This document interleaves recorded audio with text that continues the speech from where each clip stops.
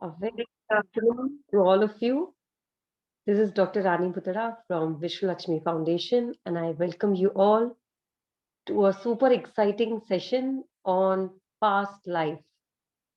So, we'll be talking about past life regression, and we have with us our expert, Revati Deshpande ji from Nagpur. Revati जी इस विषय के बारे में हमें detail में बताएंगी कि पास्ट लाइफ रिग्रेशन क्या होता है, क्या पुनर्जन्म जैसी कोई बात सही में होती है, इसमें कितनी सत्यता है और क्या यह जानना हमारे लिए सेहतकर होगा ताकि हमारा आज का जीवन भी उसके जानने भर से भी क्या हमारा आज का जीवन बेहतर बन सकता है। तो इनके इन इस तरह के कई सारे प्रश्नों के जवाब हमें आज मिल सकते हैं। ये विषय बहुत ही गहरा है, बहुत बड़ा है, विस्तृत है, पर फिर भी आज हमारे साथ में एक ऐसी स्पीकर हैं, तो होपफुली हमें ज़रूर इस रोचक से विषय के बारे में कुछ बहुत ही इंटरेस्टिंग सी, बहुत ही कभी हमें पता नहीं थी ऐसी जानकारी मिलेगी। जब हम पुनर्जन्म की बात करते हैं या इतना तो हम सभी जानते हैं, श्रीमद् भगवत गीता हम पढ़ते हैं, सुनते हैं, अर्थ सहित भी हमने पढ़ा है कि शरीर जो है वह मरता है और आत्मा अमर है। शरीर नश्वर है, आत्मा अमर है। तो हमारा पहले का जीवन या हमारी आत्मा ने जो भी पहले का जीवन जिया था, पहले का जो शरीर धारण किया था, वो किस तरह का था? इस विश्व में हम कहाँ थे? किस संस्कृति में हम जन्मे थे? किन लोगों के बीच में रहे थे? तो ये सारी बातें अगर हमें कोई बता दे, तो है ना बहुत आश्चर्य वाली बात होगी। तो क्या यह पॉसिबल है? क्या ये संभव है? क्या ये मेरे और आपके लिए संभव है या इसके लिए कोई विशेष हमें उपलब्धि होना हमारे पास ज़रूरी है? तो ये भी हम पूछेंगे क्योंकि इस विषय के लिए मैं भी उतनी ही उत्सुक हूँ जितने आप लोग हैं। और पीएलआर के बारे में अभी तक थोड़ा-बहुत हल्का-फुल्का सुना था, पर आज हमें यह जानने को मिलेगा। तो ये एक बहुत बड़ी गुत्थी है हमारे लिए। ये कुछ ऐसे आत्मा संबंधित या यूँ कहिए कि जब हम बहुत सारे जीवन जी चुके हैं, तो इसके बारे में हमें जो एक कौतूहल है, एक जो जानने की जिज्ञासा है, ये हमारी हमेशा बनी रहती है। तो अगर हम ये जान पा लें, तो क्या ये हमारे आज के इस जीवन को विचलित कर देगी या स्थिरता ला देगी? इनमें से हमारी कोई तकलीफों को दूर कर देगी। तो क्या होगा? इस बारे में हम जानते हैं और आज की हमारी स्पीकर हैं Revati Deshpande ji. She is a counsellor, she is a past life regression therapist. तो हमें इस विषय के बारे में जानने के लिए बहुत ज़्यादा जिज्ञासा है। Revati ji, I welcome you to this platform and we Jai Shri all are Krishna. Eager to know this. Revati ji, yes, good Jai Shri afternoon. Krishna. Good Jai Shri afternoon, good afternoon. आवाज आ रही है मेरी?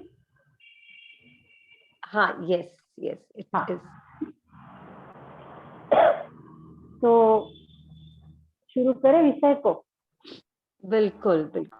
हाँ, तो जैसे रानी जी ने अभी बोला कि सबके ही जिज्ञासा का ये विषय है, तो हाँ, ये सही में सबकी जिज्ञासा का विषय है। हर इंसान को एक क्यूरियोसिटी बोल सकते हैं हम, होती है कि मृत्यु के परे क्या है, या हम कहाँ से आए। हम इसके पहले जब हमने जन्म लिया या कोई भी बच्चा जन्म लेता है, तो उसके पहले वो कहाँ था। ये सब हम सभी के जिज्ञासा का विषय है। तो इसके ऊपर बहुतों ने बहुत पढ़ाई की है, और फॉरेन कंट्रीज में, यूरोपियन कंट्रीज में भी हुई है। हमारे जैसे अभी रानी जी ने बोला कि हमारे इसमें भगवत गीता में तो बहुत पहले से हमें हमारे ये मान के चलिए कि हमारे जीवन का हिस्सा है ये। भले ही हमने सबने भगवत गीता ना पढ़ी हो, लेकिन हमारे परवरिश का वो एक पार्ट रहा है सबके ही जीवन में। जैसे भगवान श्री कृष्ण जी ने बताया है कि शरीर मरते हैं लेकिन आत्मा अमर है, उसको कोई शस्त्र काट नहीं सकता।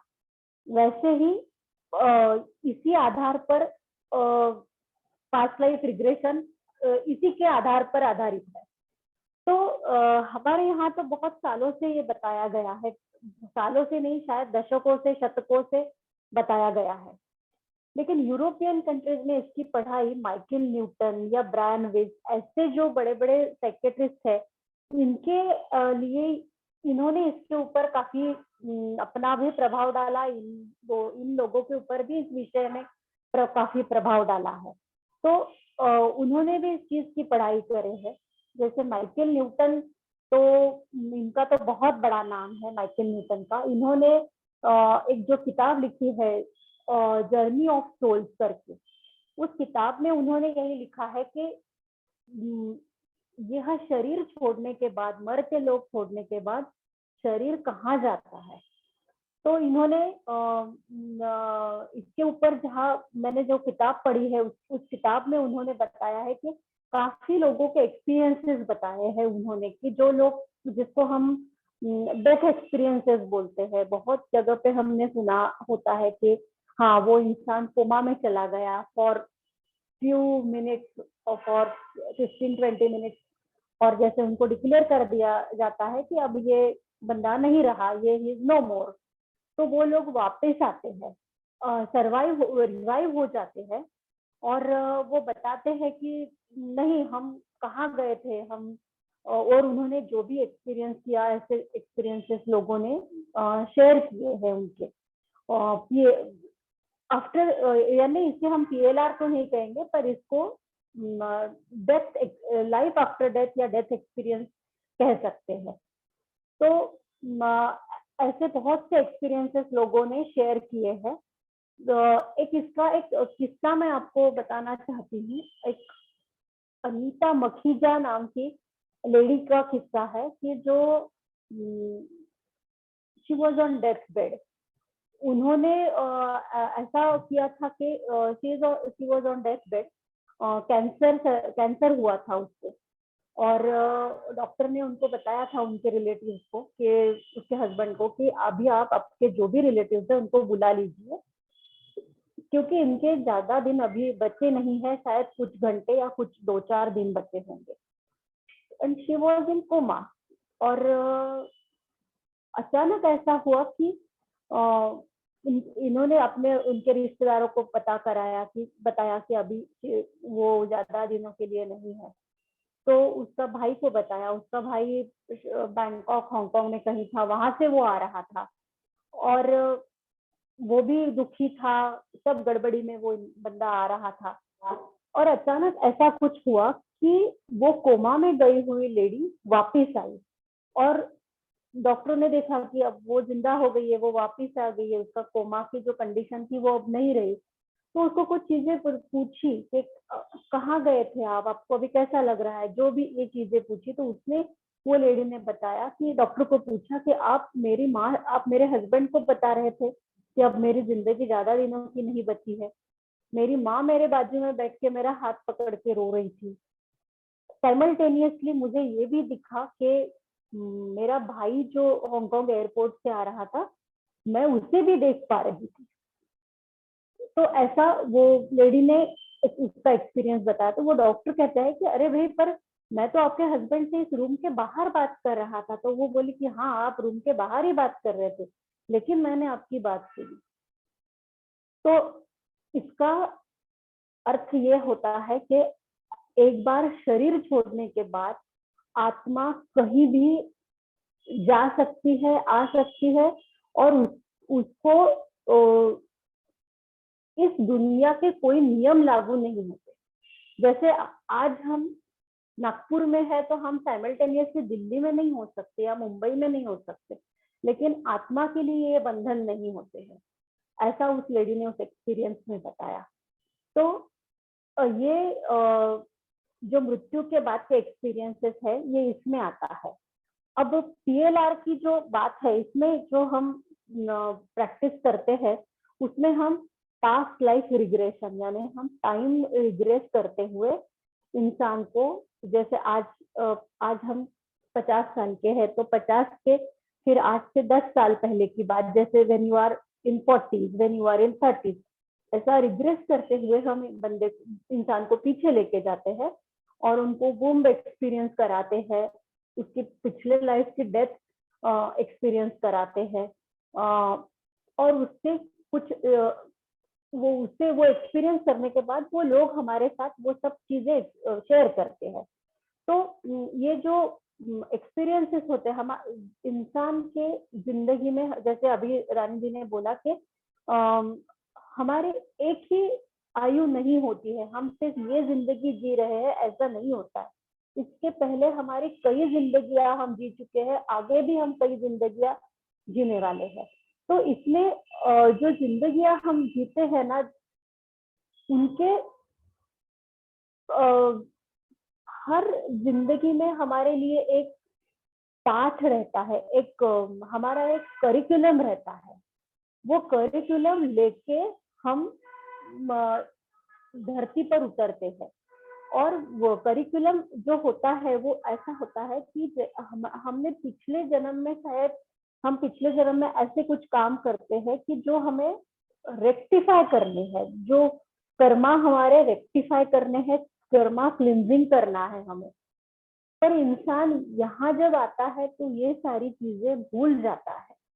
लाइक हमारे पेरेंट्स जैसे हमें कॉलेज में भेजते हैं, तो उद्देश्य ये रहता है हमारे पेरेंट्स का कि हमारा बच्चा वहां जाके पढ़ाई करे। लेकिन क्या होता है, बच्चा पढ़ाई तो करता है लेकिन साथ ही वो इलेक्शन का भी काम देखता है, कॉलेज में मटर गश्ती भी करता है, दोस्तों के साथ भी घूमता है। तो ये सारी चीजें भी हमारे साथ होती है।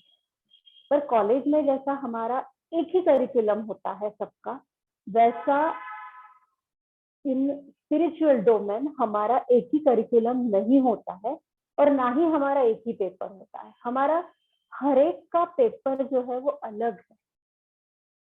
जो मुश्किलें या जो लेसन्स मैंने सीखने हैं वो किसी और ने नहीं सीखने हैं। ऐसा ये पास्ट लाइफ में हमको मालूम पड़ता है। और इसमें क्या है ना, हमारे बहुत सारे लाइफ हम जीते हैं, और रिलेवेंट लाइफ जो होते हैं वो 5 to 6 होते हैं, या किसी किसी के लिए और भी ज्यादा होते हैं। इसमें और एक बात मैं आपसे शेयर करना चाहूंगी, डॉक्टर ब्रायन विस की किताब है many lives and many masters. तो उस किताब में उनकी जो एक पेशेंट होती है उसको काफी सारे प्रॉब्लम्स होते हैं, जैसे टैबलेट लेने में उसको गले में डर लगता रहता है कि मेरे गले में अटक जाएगा, उसको हाइट से डर लगता है, उसको क्लॉस्ट्रोफोबिया होता है। तो काफी उसको ट्रॉमा से वो, हाँ, रिपीट द बुक नेम ना, उसका नाम है many lives and many masters. और एक है उनकी किताब, वो है ओनली लव इज रियल। अब ब्रायन विस यूट्यूब पे डालिए उनके या गूगल पे, उनके सारी किताबें आ जाएंगी। तो उसमें उन्होंने लिखा कि उसको काफी ऐसे ट्रॉमा से, ब्रायन विस के पास वो लड़की आती है, 1-1.5 साल ट्रीटमेंट के बाद भी जब रिजल्ट नहीं मिलता है, ब्रायन विस इज अ साइकेट्रिस्ट, रिजल्ट नहीं मिलते तो उन्हें वो सोचते हैं कि इसको हिप्नोसिस के थ्रू हम PLR में लेके जाएंगे, पास्ट लाइफ रिग्रेशन कराएंगे, और उसके कुछ ट्रॉमाज है तो हम देखेंगे। तो उसमें उनको समझ में आता है कि किसी लाइफ में वो पानी में जाके उसकी डूब के डेथ हुई, किसी लाइफ में उसको हॉस्पिटल में रहती है वो, तो उसको कहीं गले में कुछ अटक के उसकी डेथ हुई है, किसी लाइफ में किसी और कारण से डेथ हुई है। तो ये सारे जो डेथ के जिस जिस तरह से उसकी डेथ हुई है, वो लड़की ये सब कुछ देखने में देख पाती है, और उसके कारण इससे ये समझ में आता है डॉक्टर को भी और उसको भी कि इसके कारण ये हमारे सारे ट्रॉमाज हैं। तो इसमें और एक बहुत इंटरेस्टिंग बात उन्होंने लिखी है, मुझे वो शेयर करना अच्छा लगेगा आप लोगों के साथ, कि वो जब उन्होंने उसको जब हिप्नोटाइज करके पास्ट लाइफ में लेके गए, तो और वो वापस आई, जब वो सब होने के बाद वो जब फिर से नॉर्मलाइज हुई वापस आई, तो उन्होंने उसने डॉक्टर को एक बात पूछती है वो, कि बताती है कि आपका बेटा और कि पिताजी एकदम सही सलामत है, ऐसा मैसेज उन्होंने मुझे आपको देने के लिए बताया। तो बोले कि मैंने तो आज तक तुमसे ये बात कभी बताई नहीं आप तुमको कि मेरा बेटा गुजर गया है, मेरे पिताजी गुजर गए। तो बोले कि हाँ, आपने नहीं बताया, पर वो दोनों से मैं अभी वार्तालाप करके आ रही हूँ। तो in past life regression therapy और इन दिस हिप्नोटाइज्ड कंडीशन में ऐसी कुछ चीजों को भी हम कांटेक्ट या उसमें जा सकते हैं जो हमारे इस हालत में नॉर्मलाइज हालत में जो पॉसिबल नहीं है। तो ये उस किताब में उन्होंने ऐसा बताया है। इसके ऊपर और एक केस है जो मैंने बहुत, मेरा पीएलआर का इंटरेस्ट कहाँ से डेवलप हुआ, इसका ये है कि मैं जब आई वॉज इन 12th, तब शायद आप में से कोई लोग ये नाम जानते भी होंगे। उत्तरा हुद्दार करके एक लेडी यहाँ प्रताप नगर में, दीनदयाल नगर में रहती थी। मैं उनसे मिलने गई थी। मैंने ऐसा सुना था कि उनको उनका पिछला जन्म दिखाई देता है। तो हम लोग उनसे मिलने गए, तो उन्होंने जो चीजें शेयर करी थी वो इतनी भयंकर और चौंकाने वाली थी। उन्होंने बताया कि जब मैं सोती हूँ बहुत बार, तो तब तो उनको वो नहीं दिखाई देता था क्योंकि उसमें से वो बाहर आ गई थी। लेकिन इसके पहले जब उनको ये सब अनुभव उन्होंने किया, तो उन्होंने बताया कि मैं जब सोने जाती थी तो मुझे डर लगता था, क्योंकि उठने के बाद मैं किस अवस्था में उठूंगी ये मुझे ही पता नहीं रहता था। जैसे वो 18वीं सदी में चली जाती थी और वो टाइम का वो बंगाली भाषा में बात करती थी। और ऐसे ऐसी चीजें उन्होंने बताई कि जिसके ऊपर विश्वास करना बहुत मुश्किल था। लेकिन एक फॉरेन यूरोपियन कंट्री, फ्रांस या जर्मनी के कोई डॉक्टर थे, उन्होंने उनके ऊपर रिसर्च करे। वो यहाँ आए, वो बंगाल में भी जहाँ पे वो लेडी ने उत्तरा हुद्दार जी ने बताई थी जगह, वो जगह पे भी वो गए और उन्होंने वहां पे ये सब वेरीफाई किया। वो कौन सी भाषा थी, वो कौन से लोग थे, उसका घर कहाँ था। उन्होंने वो बताती थी कि मुझे सांप ने काटा था और मेरी डेथ हुई थी। तो ये जो डॉक्टर थे, इनकी टीम ने जाके पूरी तहकीकात करे वो कि ये सब, क्योंकि बहुत बार ऐसा होता है कि इसमें अटेंशन सीकिंग का भी मामला होता है कभी कभी कि लोग हमारे तरफ ध्यान दे करके भी लोग ऐसे मनगढ़ंत कहानियां बता सकते हैं। इसीलिए इन्होंने सारा इन्वेस्टिगेट किया और उत्तरा हुद्दार जी जो बताती थी वो हर एक बात इसमें सही निकली थी। और उन्होंने फिर ये, मैंने उत्तरा हुद्दार जी जो थी वो मैंने पहली बार, जब ऐसा कुछ होता है ये पता भी नहीं था, पहली बार मैं उनसे मिली थी, शायद 16-17 साल की थी मैं। तब से इस विषय में मुझे भी काफी उत्सुकता थी, क्यूरियोसिटी थी। फिर आगे जाके पढ़ाई करने का भी मौका मिला मुझे। तो ये इसमें और हम कुछ चीजों के ऊपर ध्यान देंगे तो हम थोड़ा सा समझने में हमें आसानी होगी कि ये पीएलआर में इसके लिए और एक केस, एक दो केसेस मैं आपको बताती हूँ जो मैंने डिस्कवरी चैनल पे भी देखे थे। कि एक बच्चा रहता है, वो जर्मनी की केस रहती है, 3-4 साल का बच्चा रहता है। उसकी माँ उसे डांटती है किसी कारण से या एक चपेट लगा देती है। तो वो बच्चा बोलता है कि तुम जब छोटी थी तब तो मैं तुम्हें नहीं मारता था, तुम मुझे क्यों मार रही हो। उसको ऐसा लगता है कि क्या बड़बड़ कर रहा है करके वो ध्यान नहीं देती।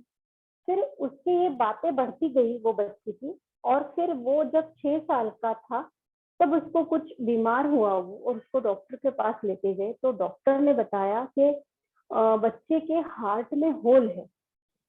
और इन्वेस्टिगेशन होता गया और वो लड़ी ने ये भी शेयर किया कि ये बच्चा ऐसे कुछ बातें करता है और वो लड़का बोलता रहता है कि मैं तुम्हारा बाप हूँ, मैं तुम्हारा बाप हूँ।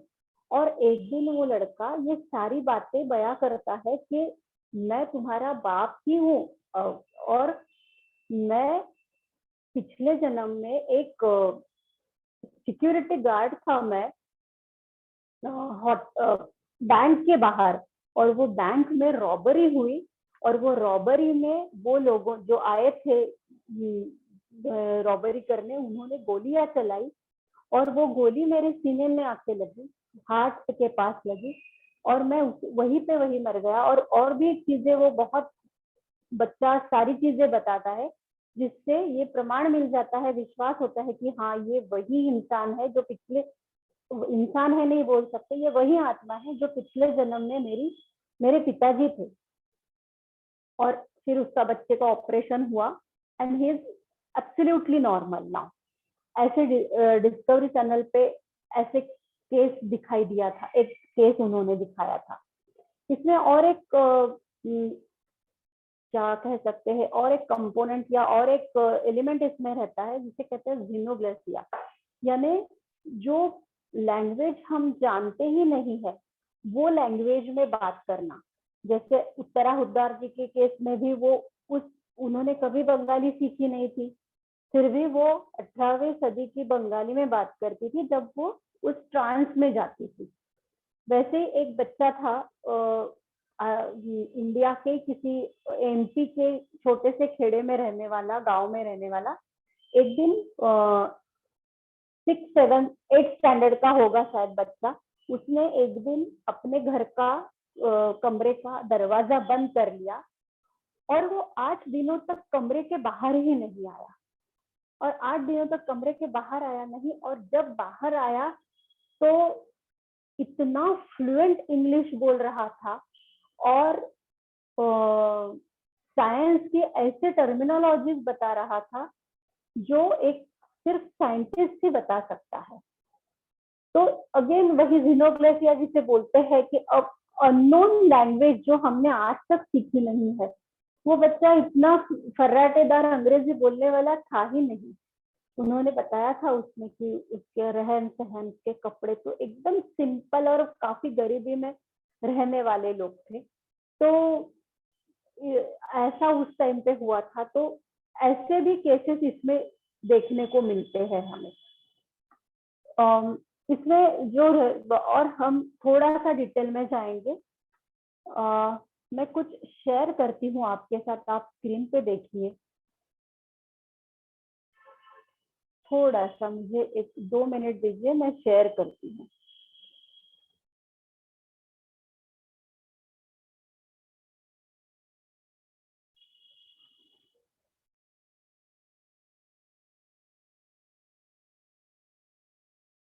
हाँ, दिख रहा है आपको? हाँ रेवती जी। हाँ दिख रहा है। हाँ, तो इस पे लिखा है इन्फेंट सोल। जैसे हर सोल के हमारे 50 से 70 लाइव्स हम जीते हैं। If we are infant soul, तो इन्फेंट सोल के हम 50 से 70 लाइव्स जीते हैं, और उसमें हमारे लिए जो लेसन्स रहते हैं वो लेसन्स हम उसमें से लेते हैं। और इसके 7 सोल के इन्होंने 7 वेराइटीज बताई है, 7 प्रकार बताए हैं। तो इन्फेंट सोल यानी जिनकी लाइक जैसे जैसे नाम है उस हिसाब से ही इन लोगों का ये सोल्स का डिस्क्रिप्शन रहता है। काफी इनके बेसिक नेसेसिटीज रहती है, कुछ बहुत ज्यादा करना, ये आउट ऑफ दिस वर्ल्ड कुछ इनकी सोच नहीं रहती है। They are very basic people. और इसमें बेसिक पीपल है करके कुछ बाकी जो थोड़े हायर लेवल पे जो सोल्स है इन्होंने इनको क्रिटिसाइज करना है, ऐसा नहीं है। जो हायर लेवल पे जो सोल्स गए हैं वो भी इस सारे अवस्था में से जा चुके हैं, और अपने लेसन सीखते सीखते ही वो लोग आगे बढ़े हैं, वो सोल्स आगे बढ़े हैं, ऐसा हम बोल सकते हैं। दूसरा जो 2 नंबर पे आता है वो है बेबी सोल। बेबी सोल्स में आता है जैसे थोड़े से इम्प्रूव रहते हैं लेकिन अपने काम से काम रखने वाले, और जैसे मेरा घर, अपने काम से काम, मेरा घर मेरा पैसा, ऐसे इनकी बेसिक नेसेसिटीज होती है। बहुत ज्यादा कुछ इनका हाई इंक्लिनेशन नहीं रहता है। और ये भी देखने को मिलता है कि हम में सभी में ये क्वालिटीज सेम टाइम पे भी रहती है। जैसे हम अगर आगे जाके हम, आई विल एक्सप्लेन इट, जैसे और आगे जाके और एक इसमें थर्ड नंबर पे है यंग सोल। यंग सोल यानी वो काफी जिसे हम कहते हैं अट्टाहासी लोग, दुराग्रही लोग जो होते हैं ना, कि जैसे मेरा धर्म ही अच्छा है, मेरा राम ही अच्छा है, या मेरा रहीम ही अच्छा है, मेरा अल्लाह ही अच्छा है, जो अपनी बातों पे अड़े अड़े रहते हैं, ऐसे लोगों की सोल, और सिर्फ मेरी सोच ही बराबर है, सही है, जो ऐसा सोचने वाले लोग होते हैं, वो इस यंग यंग सोल के कैटेगरी में आते हैं। Like jihadis and terrorist and all this, जो किसी एक विचारधारा को लेके कुछ भी करने पे उतारू हो जाए, ऐसे लोग हम कह सकते हैं यंग सोल में आते हैं। फोर्थ पे आता है मैच्योर सोल। मैच्योर सोल, उनका इंक्लिनेशन काफी अच्छा रहता है, डिवाइन चीजों की तरफ इनका इंक्लिनेशन रहता है, और जैसा नाम दिया है उसी तरह से वो कुछ चीजें एक्सेप्ट करने को तैयार होते हैं। और हाँ, जैसे अगर उनको बताया जाए कि हाँ भाई ऐसा है, तो they are ready to change their opinion. Old soul, they are very, नाम से ही कि उनके भी काफी जन्म हुए रहते हैं, और वो किसी के भी साथ घुल मिल के चलने में, या जैसे कोई चीजें नहीं है बराबर तो वो एक्सेप्ट करेंगे, और दूसरों, मेरी ये राय है लेकिन दूसरों की भी कुछ राय है, ये लोग मानने के लिए तैयार रहते हैं। जैसा नाम है वैसे काफी वो कंसिडरेट होते जाते हैं। 6 नंबर पे है ट्रांसेंडेंटल सोल। ये जो सोल्स होते हैं, ये काफी प्रगत या एडवांस बोल सकते हैं हम लोग, के जैसे इनमें जैसे बोला जाता है कि इनको एक और नाम दिया जा सकता है वॉकिंग सोल। जैसे कहते हैं कि ये सोल जन्म फिर से नहीं लेते हैं फिजिकली, से वो थोड़ी देर के लिए, कुछ सालों के लिए किसी के शरीर में वो आते हैं और निकल जाते हैं। ऐसा कहते हैं कि ओशो जो पिछले आखिरी आखिरी 3 साल जो थे उनके जिंदगी के, उनके शरीर में गौतम बुद्ध के सोल का वास था, ऐसा बताया जाता है। जैसे महात्मा गांधी भी इसी कैटेगरी में आते हैं, आफ्टर कंप्लीटिंग हिज लॉ।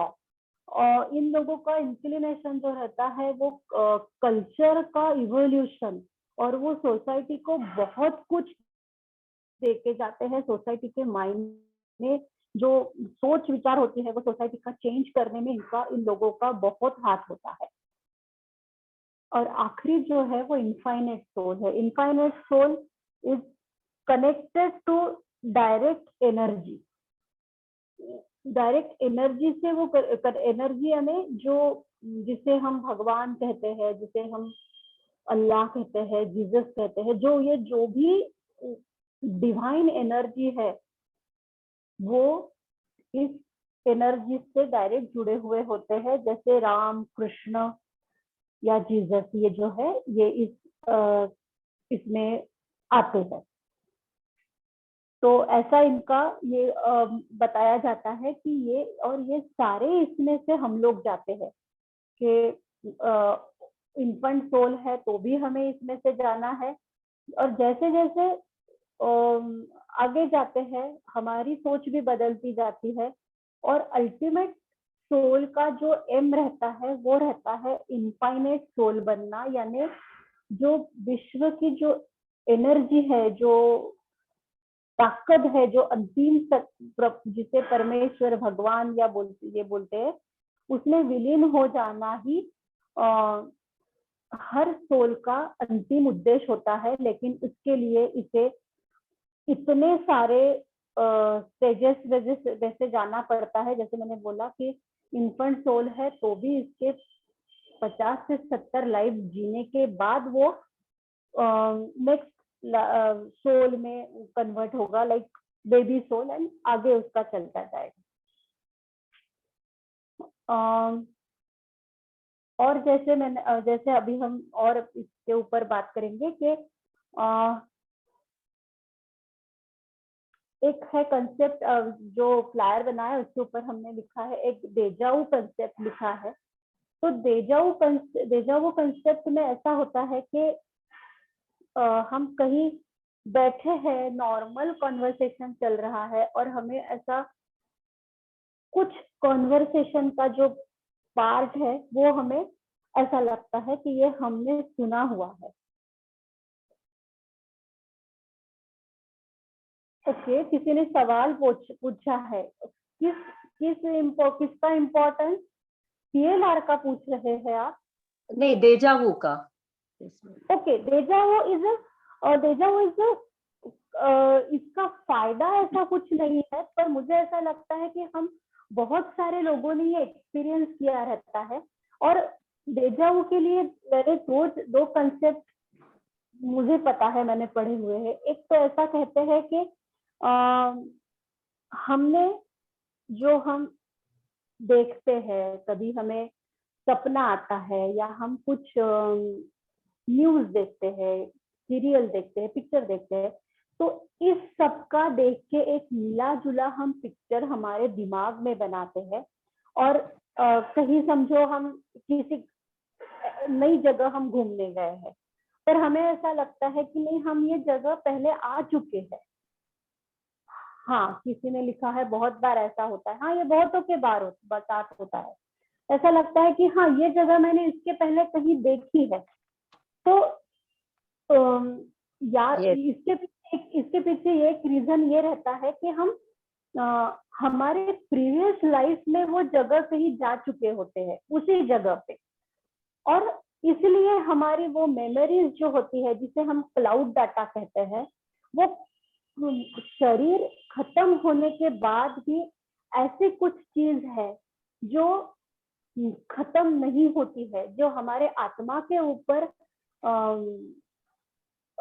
ऊपर जो संस्कार हुए रहते हैं, जो हमने एक्सपीरियंस किया रहता है, वो नहीं मिटते हैं। तो वो प्रिंट हमारे, और ऐसा नहीं कि ये किसी एक फलाने इंसान को याद आएगा और दूसरे को नहीं आएगा, सबके बीच में एक कैपेसिटी रहती है। लेकिन ये जैसे मैंने सोल के वेराइटीज बताए हैं, आप किस सोल में से जा रहे हो। जैसे ये मैच्योर सोल जो होते हैं, इनका इंक्लिनेशन जो होता है वो कुछ नई नई चीजें सीखना। नई चीजें मतलब आज वो आपको नहीं लगती है, लेकिन अगर किसी को पेंटिंग किसी का इतना अच्छा रहता है, तो उन्होंने ये इसके पहले के लाइफ में ये स्किल्स एक्वायर किए हुए हैं। इसलिए कोई माँ के पेट से तो पेंटिंग सीख के नहीं आता है, लेकिन इन्होंने ये पहले किया हुआ रहता है, इसलिए इनको सिर्फ ध्यान में आता है कि ये लोग पहले से उनको अच्छा रहता है पेंटिंग, और वो दे कैन इम्प्रूव देमसेल्फ। ऐसा नेचुरल सोल्स के बारे में होता है। और राइट। जो अभी हमने डेजाऊ के बारे में बात कर, हाँ हाँ, डेजाऊ के बारे में हमने जो बात करी कि ऐसा लगता है कि कुछ कॉन्वर्सेशन का कुछ पार्ट है, हमने इसके पहले भी ये हम बात कर चुके हैं, और आगे पीछे फिर कुछ याद नहीं आता, फिर एकदम ब्लैंक हो जाते हैं। तो या तो ये दो संभावनाएं होती है, हम पिछला हमको कुछ याद आता है, या in parallel universe we are living the same life. यानी एक मैं रेवती हूँ, और भी इसी कॉस्मोस में या इस कॉस्मोस के परे भी बहुत सारे गैलेक्सीज होंगी है, जिसमें मेरे जैसा ही पैरेलल लाइफ और भी कोई जी रहा है। ये भी एक कंसेप्ट है। तो ये कभी कभी कनेक्ट हो जाता है कुछ लोगों का, और so we can feel that deja vu concept. किसी को, मुझे लगता है रानी जी, सवाल पूछने हैं तो पूछ सकते हैं, क्योंकि मुझे यहाँ पे बहुत सारे सवाल दिख रहे हैं। नहीं, इसमें शेयर किया है कि उन्हें भी बहुत बार ऐसा लगता है कि पहले भी ऐसा कभी कुछ हुआ है। अच्छा अच्छा। और नाज़िम दी का कहना है कि क्या हम रेक्टिफाई कर सकते हैं क्या, कि लाइफ पास्ट मतलब पास्ट लाइफ के जो कर्मा है, वो हम हाँ इस लाइफ में रेक्टिफाई कर सकते हैं क्या? हाँ, बहुत अच्छा सवाल पूछा है उन्होंने कि हम रेक्टिफाई कर सकते हैं क्या। तो देखिए, इसमें ना एक सबसे बड़ी बात यह है कि दो कंसेप्ट मैं यहाँ बताऊंगी कि law of reincarnation and law of karma. तो कर्मा एक हमको ऐसा बचपन से सिखाया जाता है कि कर्म ही ऐसे होंगे, तो it is not like that. कर्म हर बार बुरे होंगे ऐसा बिल्कुल जरूरी नहीं है। हम जो बो रहे हैं वो तो हमने काटना ही काटना है। कि जैसे हमने किसी का दिल दुखाया है तो जो भी हमारे कर्म जो अकाउंट बनने हैं वो तो बनने ही है, उसको हम कुछ नहीं कर सकते। हाँ, सिर्फ ये हो सकता है कि आगे से बी केयरफुल कि एटलीस्ट वो कर्मा और एक्यूमुलेट, एक जो बना है वो और ना बढ़े, इतनी ही हम कर सकते हैं। इससे ज्यादा हम और कुछ नहीं कर सकते। जो बने हुए हैं उसकी तो सजा या प्राइज जो भी है वो तो मिलना ही है। जैसे एक चीज मैं शेयर करना चाहूंगी यहाँ पे। लॉ ऑफ कर्मा में ऐसा हम कह सकते हैं कि समझो कि ए ने बी के खून का पूरा प्लान बनाया और किसी कारण से वो प्लान सक्सेसफुल नहीं हुआ या फिर उसको नहीं कर पाया वो बंदे का खून, लेकिन वो जो सब जमा किए हुए थे सब मारने के लिए वो उसने सब डिस्कार्ड कर दिया और वो किसी के ध्यान में नहीं आया और वो बात वही के वही टल गई। लेकिन चित्रगुप्त जिसे हम कहते हैं, जिसके पास सारा लेखा जोखा लिखा हुआ रहता है, उसके किताब में इस ए ने बी को मारने की जो साजिश करी उसके लिए वो लिखा ही जाएगा, क्योंकि आपने भले ही किया नहीं होगा लेकिन आप मन से तो कर चुके हैं। मन से you have already done it. तो वो इंसान मरे ना मरे, उसको आप मारे ना मारे, लेकिन आपके कार्मिक अकाउंट में ये पाप जुड़ चुका है, इतना पक्का। और जैसे सेम चीज जैसे सोल्जर रहते हैं हमारे देश की रक्षा के लिए, वो जब किसी दूसरे देश के युद्ध छिड़ रहा है, दूसरे देश के सोल्जर को मार रहा है, तो उसको तो हम परम वीर चक्र देते हैं, वीर चक्र देते हैं। तो उसको तो किसी को फांसी की सजा नहीं मिलती है। तो हम किस उद्देश्य से कर रहे हैं, दैट इज वेरी इंपॉर्टेंट। अगर उद्देश्य हमारा अच्छा है और उसमें से कुछ गलत घटता है तो इट इज नॉट, हमारे कार्मिक अकाउंट नहीं उसमें से अफेक्ट होने वाले हैं। तो इस हिसाब से ही हमारे और लॉ ऑफ रीइंकारनेशन भी इसमें आता है कि जो हमारे कर्म है, बहुत बार ऐसा होता है ना कि हम किसी के साथ, हमारे साथ कोई रिलेटिव्स होते हैं या कोई व्यक्ति होती है जिसके साथ हमारे संबंध अच्छे नहीं होते हैं, कितना भी कुछ कर लो वो अच्छे नहीं होते। 25 साल 30 साल अच्छी पूरी जिंदगी गुजर जाती है पर वो रिलेशन अच्छे नहीं होते हैं। हाँ, होता है ऐसा। हाँ, तो इसके लिए छोड़ देना ही बेहतर है। तो वो रिलेशन के ऊपर छोड़ देना ही बेहतर है। तो इसके लिए हम यही कह सकते हैं कि ये जो कार्मिक अकाउंट हमने खोल के रखे हैं, हमारे अलर्ट या हमारे जाने बगैर जो भी है, ये जो खोल के रखे हैं ना, ये इसके सारे परिणाम है, ऐसा हम जरूर कह सकते हैं। तो कार्मिक अकाउंट का क्लिनजिंग आगे से जो हम बर्ताव करेंगे वो हम अच्छा रखेंगे तो ही कार्मिक क्लिनजिंग होगा। लेकिन वहां पे कोई अर्जी डालेंगे और नहीं थोड़ा सा देख लो ना, ऐसा कुछ होगा नहीं। जो हमने किया है, हाँ, जो हमने किया है उसका हमें जरूर रिटर्न मिलेगा। और एक चीज और है कि जैसे एक हमारे इसमें ऐसा एक मान्यता है कि जैसे नहीं नरक में जाओगे, वहां तेल में तले जाओगे, तो it is not like that. कोई मेरी समझ से मैं बता रही हूँ, maybe I am wrong, इसके लिए कोई ऐसा सिद्ध नहीं कर सकती मैं मेरा कहना, पर ऐसा है कि ऐसा कोई नहीं है कि इंसान जब गुजरता है यहाँ से दूसरे दुनिया में जब जाता है तो उसको कोई भी जज करने वाले लोग वहां पे नहीं रहते हैं। जो हमारे सोल गाइड्स हमें वहां पे जो रिसीव करते हैं, जो मिलने आते हैं या जिनके साथ भी हम वहां पे रहते हैं, वो लोग या फिर वो लोग यानी वो दुनिया ही जज करने वाली जजमेंटल नहीं रहते हैं। तुम्हारा ये एक पेपर था, चलो भाई तुम्हारे ये पेपर में अच्छे मार्क्स नहीं आए हैं, कोई बात नहीं, पढ़ाई करो, अच्छे मार्क्स लेके आओ। इतना सिंपल है। जो हमारे सोल गाइड्स होते हैं, दे आर वेरी कंसिडरेट, और उनको ये पता रहता है कि जैसे क्रिटिसाइज करना, जज करना, ये सब वहां पे नहीं होता है।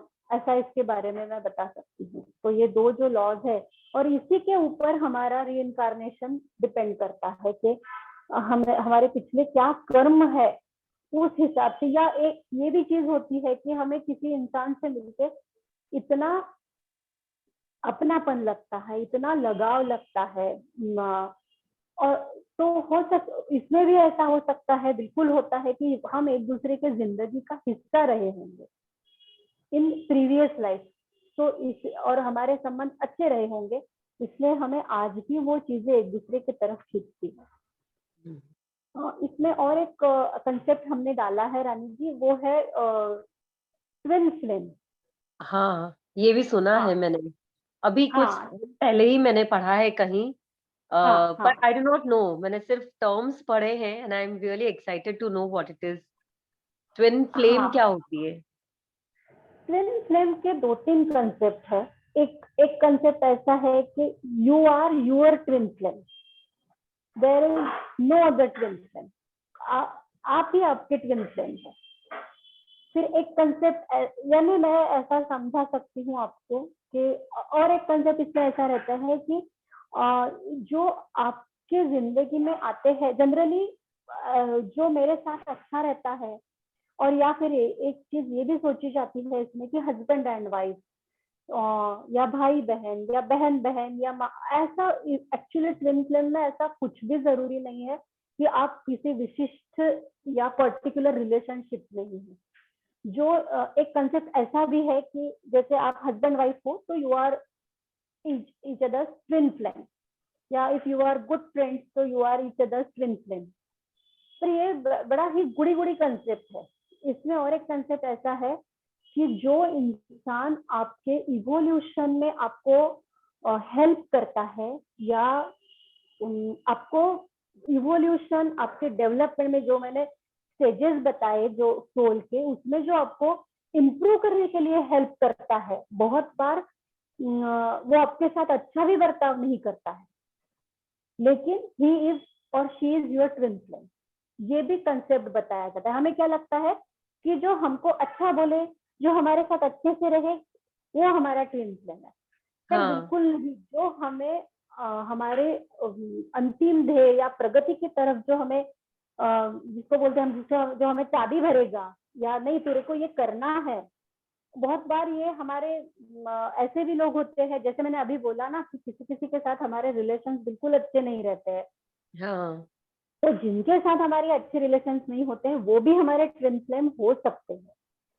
क्योंकि हाँ बिल्कुल, ये कंसेप्ट ऐसा है कि क्योंकि वो, जैसे मुझे किसी इंसान के लिए मैंने बहुत कुछ किया ऐसा मुझे लगता है, और वो मेरे से फिर भी अच्छा नहीं, अच्छी नहीं, तो ये मैं ये अनुभव के कारण ही सीखूंगी कि नहीं, मैंने अपना कर्तव्य करके, कर्म करके छोड़ देना है, बाकी ऊपर वाला या जो भी एनर्जीज है, जो भी कायनात है वो देखेगी।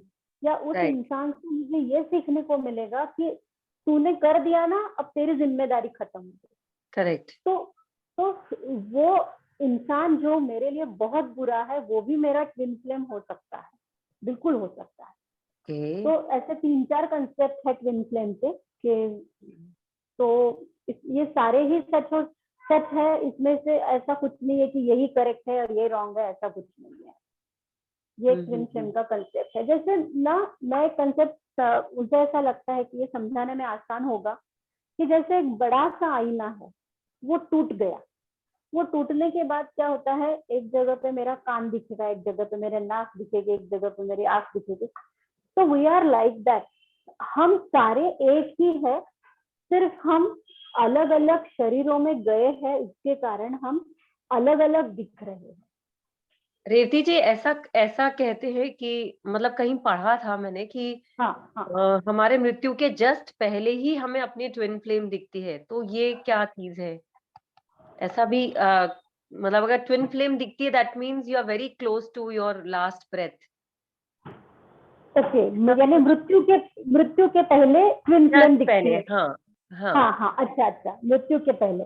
और मैंने जो पढ़ा है उसमें मैंने ऐसा भी पढ़ा है कि जब लास्ट हमारा जो आखिरी पल हमारे चल रहे रहते हैं, उसमें हमें एक लाइक बड़ा सा स्क्रीन रहता है, और वो बड़े से स्क्रीन पे जो आज तक हमने किया है पैदा होने के बाद, तो ये आखिरी पलों तक हम जो भी बर्ताव करते आए हैं, अच्छा हो बुरा हो, या हम जो कहते हैं कि भाई मैंने इस इंसान के लिए इतना करा, फिर भी ऐसा क्यों कर रहा है, तो ये सारे कनेक्शंस और ये सारी गुत्थियां आपकी वो आखिरी पलों में सुलझती है, और ये आपको स्क्रीन पे लाइक स्क्रीन जैसा दिखता है, और वहां पे आपकी पूरी जिंदगी की मूवी दिखाई देती है। अब ये तो मैंने भी एक्सपीरियंस नहीं किया है, मैंने भी जहाँ से पढ़ा है मैं वही शेयर कर रही हूँ। तो of course, I mean we have to experience करने के लिए तो बात ही अलग हो आती है ये। सबको पता रहे अगर तो शायद तो ये डिस्कशन ही बेकार है फिर, अगर सबको पता चल ही जाए तो फिर क्या ही चाहिए। तो ऐसा रहता है, तो उसमें ये जैसे अभी आपने बोला कि उस टाइम पे हमें वो हमारी ट्विन फ्लेम दिखाई देती है। तो ट्विन फ्लेम मतलब कि जैसे मैंने अभी बोला ना कि इस इंसान से मैं इतना अच्छा क्यों था, ये मेरे से इतना अच्छा क्यों था, तो वो भी गुत्थी सुलझ जाती है, और ये बुरा क्यों था तो ये भी गुत्थी सुलझ जाती है। तो जो अच्छा है वो भी मेरा ट्विन फ्लेम है, और जो बुरा है वो भी मेरा ट्विन फ्लेम है। तो अल्टीमेटली हम सब एक ही आईने के अलग अलग टुकड़े हैं, तो वी ऑल आर ट्विन। ऐसा जो मैं समझ पाई हूँ वो ऐसा। ओके, यहाँ पे हमारे ही ऑडियंस में सविता जी हैं जो अपना एक पीएलआर से ही संबंधित एक अनुभव शेयर करना चाहती है, तो can we invite her to share the experience? बिल्कुल बिल्कुल बिल्कुल, आइए। Let me just unmute her. Savita ji please अपना हैंड रेज कर सकेंगे आप? भी किया है उनको unmute. Okay fine, yes Savita ji. हाँ, हेलो रेवती, बहुत अच्छा रहा सेशन आपका, तुमने बहुत अच्छे से सब कुछ एक्सप्लेन किया, मतलब बेसिक पूरा समझ में आ गया। और मैं प्रबोध सर के साथ वाला मेरा पीएलआर का एक्सपीरियंस शेयर करना चाह रही थी। हेलो, आवाज आ रहा है? संकर दीदी, क्या ये सही समय है कि आपको समय लेना चाहती है? आप कहीं शायद ट्रैवल कर रही है? हाँ नहीं, मैं जा रही हूँ, सकती है, but I would like to share that experience कि वो fine. उस वक्त मुझे क्या फील हुआ उस पीएलआर जो मैंने किया था प्रबोध सर के साथ। तो वो एक्सपीरियंस एक बहुत अलग डिफरेंट एक्सपीरियंस था। और व्हाट वाज द रीजन कि मैंने वो पीएलआर सेशन अटेंड किया, रेवती भी थी उसमें साथ में, हम लोग कई लोग थे साथ में। तो मैं ये कहना चाह रही हूँ कि एक्चुअली व्हाई आई अटेंड कि मुझे ये जानना था कि ऐसा क्या है, what is there something which is मेरे अंदर कुछ ऐसा है जो I am not satisfied with present life. तो ये रीजन था, इसलिए मैंने वो अटेंड किया था। और जो मेरा एक्सपीरियंस था वो ये था कि जब सर ने हमको पास्ट लाइफ में लेके गए, तो एट दैट टाइम जो मैंने अपने आप को I saw myself as a male person, and वो बहुत उदास था। वॉट एवर द रीजन, वो बहुत उदास था वो व्यक्ति। एंड सर ने जब 2 बार ले गए तो I second time also saw myself as the same person. Okay, तो बाद में मुझे समझ में आया कि वो उदासी is came forward in the present life. That was the reason जो मैं समझी, and that I felt content कि मुझे ये सेटिस्फेक्शन हो गया कि मतलब कुछ रीजन है जिससे आई कैरी फॉरवर्ड हुआ है मेरा Karma from the past life. And so I my self content कि भाई हाँ, उसलिए मैं सेटिस्फाइड नहीं हूँ because of everything at present also. Okay, तो वो जो एक चीज मेरे को समझ में आई, तो उसका इफेक्ट ये हुआ कि then I felt myself satisfied in this life. So this I want to share कि भाई ऐसा होता है एंड इट रियली हैपेंस कि उसके बाद आपको एक नॉर्मल फील आने लगता है। तो ये मैं शेयर करना चाह रही थी। Wonderful sharing Savita ji. Thank you हाँ, सो मच। बहुत थैंक यू, बहुत अच्छा लगा वो सब अटेंड करते हुए, और सेशन बहुत, ये PLR का सेशन मैं सजेस्ट करूंगी सभी को एक बार एक्सपीरियंस करना चाहिए। बहुत वंडरफुल, अच्छा रहता है, जरूर हम अपने जरूर। आप को बेटर जान पाते हैं कि हम क्या हैं। हाँ हाँ, हम कहाँ से आए हैं, किस तरफ हमें जाना हाँ, है, तो वही। स्पेशली और कहाँ कई से आए चीजें हैं। होती है जो हमारे पास्ट लाइफ को हम जब कैरी फॉरवर्ड कर लेते हैं, तो ये लाइफ में उसका इफेक्ट एडवर्स ज्यादा होने लगता है फिर धीरे धीरे, तो हम उससे कम आउट हो जाते हैं, come out of that situation जब हमें रियलाइज हो जाता है कि it is because of that. ऐसा। सविता जी की बात को मैं और एम्फोसाइज करना चाहूंगी कि जो इन्होंने बताया कि मेरे प्रीवियस लाइफ में मैं भी उदास था, जो भी मेल था वो, तो मैंने ऐसे देखा है कि बहुत से जगह पे कि वी रिपीट द पैटर्न। हम सभी एक तरह के पैटर्न में फंस जाते हैं, और वही वही हम्म। वही वही पैटर्न। मैंने एक CLR कराया था, उसमें उस बंदे का जो आज की लाइफ है वो सारा उसी टाइप का वो प्रीवियस लाइफ में कर चुका था, लेकिन इस प्रीवियस लाइफ जो भी था वो सारा उसने इस लाइफ में भी वो रिपीट हो रहा था। तो ऐसे बहुत सी चीजें होती है जो हम इस लाइफ में वो पैटर्न में हम लोग फंस जाते हैं, और वो राइट। पैटर्न हम लोग रिपीट करते हैं। तो इसके लिए जैसे सविता जी ने अभी कहा कि PLR का सेशन करेंगे। जैसे मेरे पास एक केस आया था, वो बच्चे का लेफ्ट लेग बहुत, घुटना बहुत दर्द देता था। He is only 26-27 years old. तो उसने PLR कराया, जबकि वो बच्चा इतना उम्र कम है, लेकिन उसका स्पिरिचुअल इंक्लिनेशन और स्पिरिचुअल ग्रोथ वो बच्चे की बहुत ज्यादा है। उसका हीलिंग वो खुद लोगों को देता था, खुद लेता था, लेकिन वॉट एवर द रीजन वो नहीं हो पा रहा था। तो हमने सोचा कि चलो ये करके देखते हैं, शायद कुछ इसमें से ये दिखे। तो वो बच्चे को एक तो देख के मुझे ऐसे पहले ही से एक मेरे मन में धारणा बन चुकी थी। जो दो he is from Kolhapur, Marathi लड़का है, लेकिन मुझे ऐसा लगता था कि उसके तरफ देख के कि ये यहाँ का नहीं है। मुझे जबकि उसके बारे में कुछ भी पता नहीं था, और फिर जब उससे बात करी तो उसने बताया कि उसको इंडिया में रहने का उसका कोई प्लान ही नहीं है, और मुझे ना ही यहाँ के किसी चीज से बहुत लगाव है।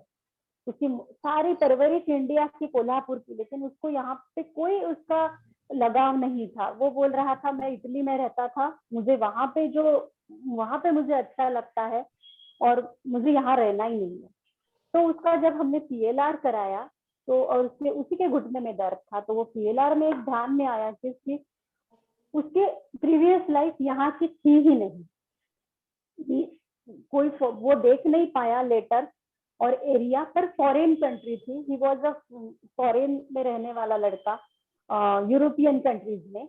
और उसकी जो जिंदगी में जो जो प्रॉब्लम्स थे, जैसे उसके पिताजी से भी उसकी नहीं जमती थी, तो इस जन्म में उसके जो पिताजी थे वो प्रीवियस लाइफ में उसकी बीवी थे वो, और बीवी से भी उसके बहुत झगड़े होते थे, बिल्कुल जमती नहीं थी। एक बार ऐसा ही हुआ, उसके बीवी से उसका बहुत झगड़ा हुआ, गुस्से में वो बाहर निकला और कार लेके गया, और बहुत स्पीड बढ़ा रहा था, बहुत स्पीड, और कहीं पे जाके क्या हुआ, उसका एक्सीडेंट हुआ। और यानी वो बाहर ही इस हिसाब से पड़ा था कि अब मुझे जीना ही नहीं है, बहुत हो गई जिंदगी की खिटपिट। और जैसा हम सोचते हैं वैसा होता है बहुत बार। तो वो उसका एक्सीडेंट हुआ, और वो इस तरीके से उसका लेफ्ट नी इस तरीके से अटक गया था कार में कि वो निकल ही नहीं पाया, और उसी में उसकी डेथ हुई। और ये PLR की और एक अच्छी खासियत ऐसी है कि जो हम ये ट्रॉमा देखते हैं ना, तो हमारी बहुत सी जो मेंटल ट्रॉमा के बारे में अगर हम देखते हैं, तो वो हमारा कम होने लगता है। बहुतों का तो मैंने ऐसा देखा है कि वो रहा ही नहीं, या कोई फिजिकल एलिमेंट होता है तो वो काफी कम हो जाता है। मैंने ऐसे बहुत से केसेस देखे हैं कि जिसमें PLR में अगर वो एक पर्टिकुलर सब्जेक्ट लेके हम देखते हैं, और हमें वो अगर सब उसमें से हम जाते हैं, तो हमें उस ट्रॉमा से निजात बहुत हद तक मिल जाती है। एक लेडी का मैंने खांसी हुई थी, उसकी खांसी भी बैठ गई सिर्फ ये PLR करने के बाद, क्योंकि उसने उसके प्रीवियस लाइफ में देखा कि वो एक फ्रेंच सोल्जर थी, और उसकी डेथ जो होती गिलोटिन के ऊपर गर्दन रख के जो काटते हैं, वो काटने के बाद वो उसको इतना उसको फील हुआ कि वो पूरा ठंडा गर्दन को लगा। उस दिन से उस लेडी की खांसी बंद हुई। ये मैंने अपने आंखों के सामने देखा हुआ है। जो दूसरे का केस था, और ये लड़के का केस तो मेरा खुद का ही था। Okay, wonderful. तो क्या वो उसका नी पेन चला गया फिर रेवती जी? नी पेन उसका, हाँ उसका पेन अब नहीं है, वो लड़के का नहीं है। Wonderful, that is really I mean amazing to know this. Yes, अपने जो जैसे आपने शुरुआत में बोला कि हमारे इस लाइफ को हम क्या बेटर लाइफ बना सकते हैं क्या? हाँ, एक्चुअली PLR के, हाँ, क्योंकि कोई बंदा दिख रहा है, कोई हमारे रिलेशंस निकल रहे हैं, तो ये इसमें जाने से शायद हमारी जिंदगी का ट्रॉमा बढ़ सकता है। लेकिन अगर ऐसा कुछ चाहिए कि जिससे हमारे ये जो चालू लाइफ है वो आसान हो सके, तो मुझे मैं एक चीज शेयर करती हूँ, वो प्लीज देखिए, फिर उसके ऊपर मैं थोड़ा एक्सप्लेन करती हूँ। एक सेकंड दीजिए मुझे।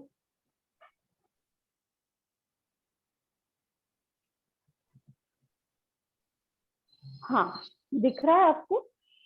Y PLR?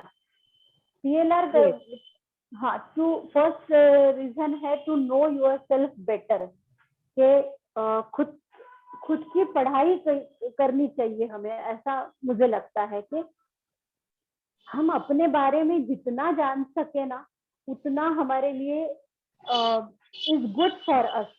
तो to know yourself better, क्योंकि जैसे कुछ चीजें मैंने इसके पहले भी अभी एक्सप्लेन किया था कि कुछ चीजों लोगों के बीच, लोगों में ऐसी कुछ टैलेंट्स होते हैं। जैसे हमने कितने सारे वीडियोस देखते हैं कि छोटे छोटे बच्चे रहते हैं, वो कोई ड्रम बजा रहा है, 5-6 साल का बच्चा, वो कहाँ सीखने गया? या कोई एक छोटा सा चाइनीज लड़का इतना फास्ट, हार्डली 3-4 साल का होगा, उसके स्टेप्स इतने फास्ट थे और इतना बढ़िया डांस कर रहा था कि ऐसा लग रहा था ये माँ के पेट से ही सीख के आया है। तो to know yourself better, कि हमारे में ये कुछ चीजें क्यों है और क्या है, ये जानने के लिए PLR इज वेरी हेल्पफुल। दूसरी चीज है जो ये हेल्थ, जैसा मैंने अभी बोला, वो लड़के के घुटने में एक केस था, उसमें वो लेडी को अस्थमा था। वो जब उसने PLR कराया तो उसने देखा कि in her previous life she was male, और वो एक फ्रीडम फाइटर थी, और फ्रीडम फाइटर थे वहां पे। उन्होंने कुछ बॉम्बिंग वगैरह करके, वो वासुदेव बलवंत फड़के या उस ग्रुप में थे, बॉम्बिंग करके वो भाग रहे थे। और वो ये जो लेडी पिछले लाइफ में आदमी थी, वो काफी आहत हो गई, जख्मी हो गई थी। तो और काफी इधर उधर सारा धुआं भर गया था। तो उसने अपने लोगों को कहा कि आप यहाँ से चले जाओ, मैं तो मरने वाला हूँ, कम से कम आप तो भी ये लड़ाई जारी रखो। वो उसी इसमें सफोकेशन में वो बंदा, और भी उसको बहुत इंजुरीज हुई थी, जख्मी हुआ था, वो उसी में मर गया। तो वो लेडी को इस लाइफ में अस्थमा की बहुत ज्यादा तकलीफ थी, लेकिन ये देखने के बाद उसके अब बचपन से है तो लंग्स डैमेज रहते हैं। तो इस केस में ऐसा नहीं हुआ कि उसका पूरा क्योर नहीं हुआ, पर जो हर 2 महीने में रिकरेंसेस थे, वो उसको 4-5 साल तक उसको रिकरेंस नहीं हुआ। तो ये हेल्थ के लिए बहुत बड़ा बेनिफिट हो सकता है। तीसरा पॉइंट है फियर्स एंड फोबियाज। तो क्या होता है ना, बहुत बार किसी जैसे एक 26 जनवरी को गुजरात में जो भूकंप आया था, उसमें सडनली लोग छतें गिरी और उसके मलबे के नीचे लोग दब के मर गए। तो इसमें इंसान को जो एक ट्रॉमा हो जाता है कि अरे अभी तो सब ठीक था, अभी क्या हो गया। या फिर जैसे हम देख सकते हैं कि ताज में जो हमला हुआ था, उसमें जो लोगों को जो ट्रॉमा में से लोग गए होंगे, और शायद कुछ लोग उसमें मर भी गए थे कि, तो ये ट्रॉमास हम अगले जिंदगी में भी लेके ही पैदा होते हैं। तो किसी को फिर क्लोस्ट्रोफोबिया, किसी को अंधेरे से डर, किसी को हाइट से डर लगना, ये सारी चीजें fears and phobias through PLR we can deal with them. Relationship problems, fourth point है रिलेशनशिप प्रॉब्लम्स, कि जैसे मैंने अभी हमने जैसे बात करी कि किसी बंदा के लिए कुछ भी करो घर का रिलेशन में, उससे हमारी बुद्धि कभी सुलझती नहीं। तो ये जैसे कार्मिक अकाउंट हमारे उसके क्या थे in previous life, not only in one life, पिछले कितने जन्मों में ये चलता आ रहा है, वो हम देख पाए तो शायद ये प्रॉब्लम सॉल्व हो सकते हैं। और टू इम्प्रूव योर स्किल्स, जैसे ये to know yourself better, तो उसमें जैसा आता है वैसे में ये आएगा कि कुछ कुछ चीजें हमारे अंदर जो होती है, जो हमारा इंक्लिनेशन किसी चीज की तरफ बहुत ज्यादा होता है, किसी को किसी गेम के तरफ, किसी को किसी आर्ट के तरफ, ऐसा सब रहता है। तो ये क्यों है, ये देखने के लिए PLR is very useful and इसके हेल्प से we can improve our skills. तो इस 5 पॉइंट से हम PLR करके काम कर सकते हैं to make our life better. That is wonderful. मतलब इतना कुछ हो सकता है। ये सब्जेक्ट, ये कॉन्सेप्ट टोटली नया है। बेसिकली एक डर जुड़ा हुआ होता है इसके साथ और बहुत सारा रहस्य। तो ये दोनों चीजें तभी जाती है जब हमें करेक्ट इन्फॉर्मेशन मिल जाती है उस पर्टिकुलर सब्जेक्ट की, और तब हम उसका पूरा फायदा ले पाते हैं। यहाँ पर कलंत्री जी को कुछ बात करनी थी। आई थिंक उन्होंने अभी हैंड रेज किया था। Are you there? किसी ने अभी हैंड रेज किया था? और भी एक हैंड रेस था जी, नजीम खान जी। अभी किसी को म्यूट भी किया हुआ था। नाज़नीन जी, यू कैन टॉक। आप कुछ काफी समय से कुछ बताना चाहती है, कुछ शेयर करना चाह रही है?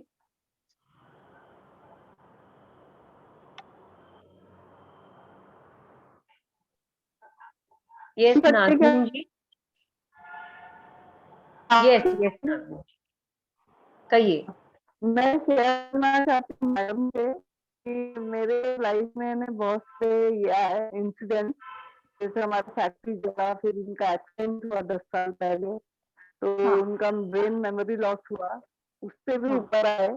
मेरा कुछ मेरा बॉल एंड सॉकेट का ऑपरेशन हुआ है, तो उसको कुछ भी होने के पहले मेरे को ऐसा थोड़ा इंडिकेशन मिलती है गोइंग टू हैपन करके। जैसे मेरा बॉल एंड सॉकेट के जब ऑपरेशन गिरी, जब मैं उस समय गणेश चतुर्थी का समय था और चूहा बहुत घूम रहा था, और क्योंकि गणेश चतुर्थी का समय था मैंने वो चूहा मारा नहीं, और अचानक ही लास्ट गणेश चतुर्थी के दिन वो चूहा मेरे पैर के नीचे आके अननोइंगली डेथ हो गया। मैं गिर के मेरा बॉल एंड सॉकेट ये हुआ। ये सब जो सॉरी नाज़नीन जी, मैं इंटरप्ट करना चाहूंगी। आप ऐसा करिए, वीडियो ऑफ कर दीजिए तो शायद आपकी आवाज क्लियरली सुनाई दे, क्योंकि आपका आवाज बहुत अटक रहा है। अभी सुन सकते हैं? हाँ, अभी हेलो, हाँ, अब बेटर है। हाँ मैम, ये पूछना चाहती हूँ कि हमारे लाइफ में जो ऐसे इंसिडेंट्स होते हैं और कभी कभी अपने को इंडिकेशन देते हैं, तो इससे कुछ जो हो चुका है उसको सुधारने के लिए कुछ कर सकते क्या PLR में?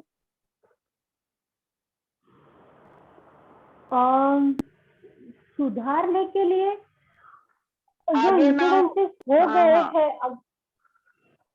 अब जो इंसिडेंसेस हो गए हैं, अगर हम उसको एक न्यूट्रल भूमिका में जाके देखें, थोड़ा सा डिटैचमेंट से, तो देखिए जो हो चुका है उसको हम कुछ नहीं कर सकते हैं।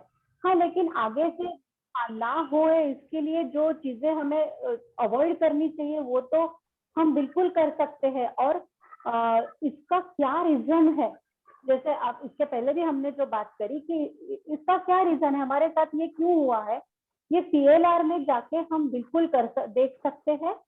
तो वी कैन अच्छे से हम डील कर सके, we can deal with the problem अच्छे से। बिल्कुल PLR इसके लिए हेल्प करता है। Thank you. और किसी ने हाथ उठाया है, रेस किया है?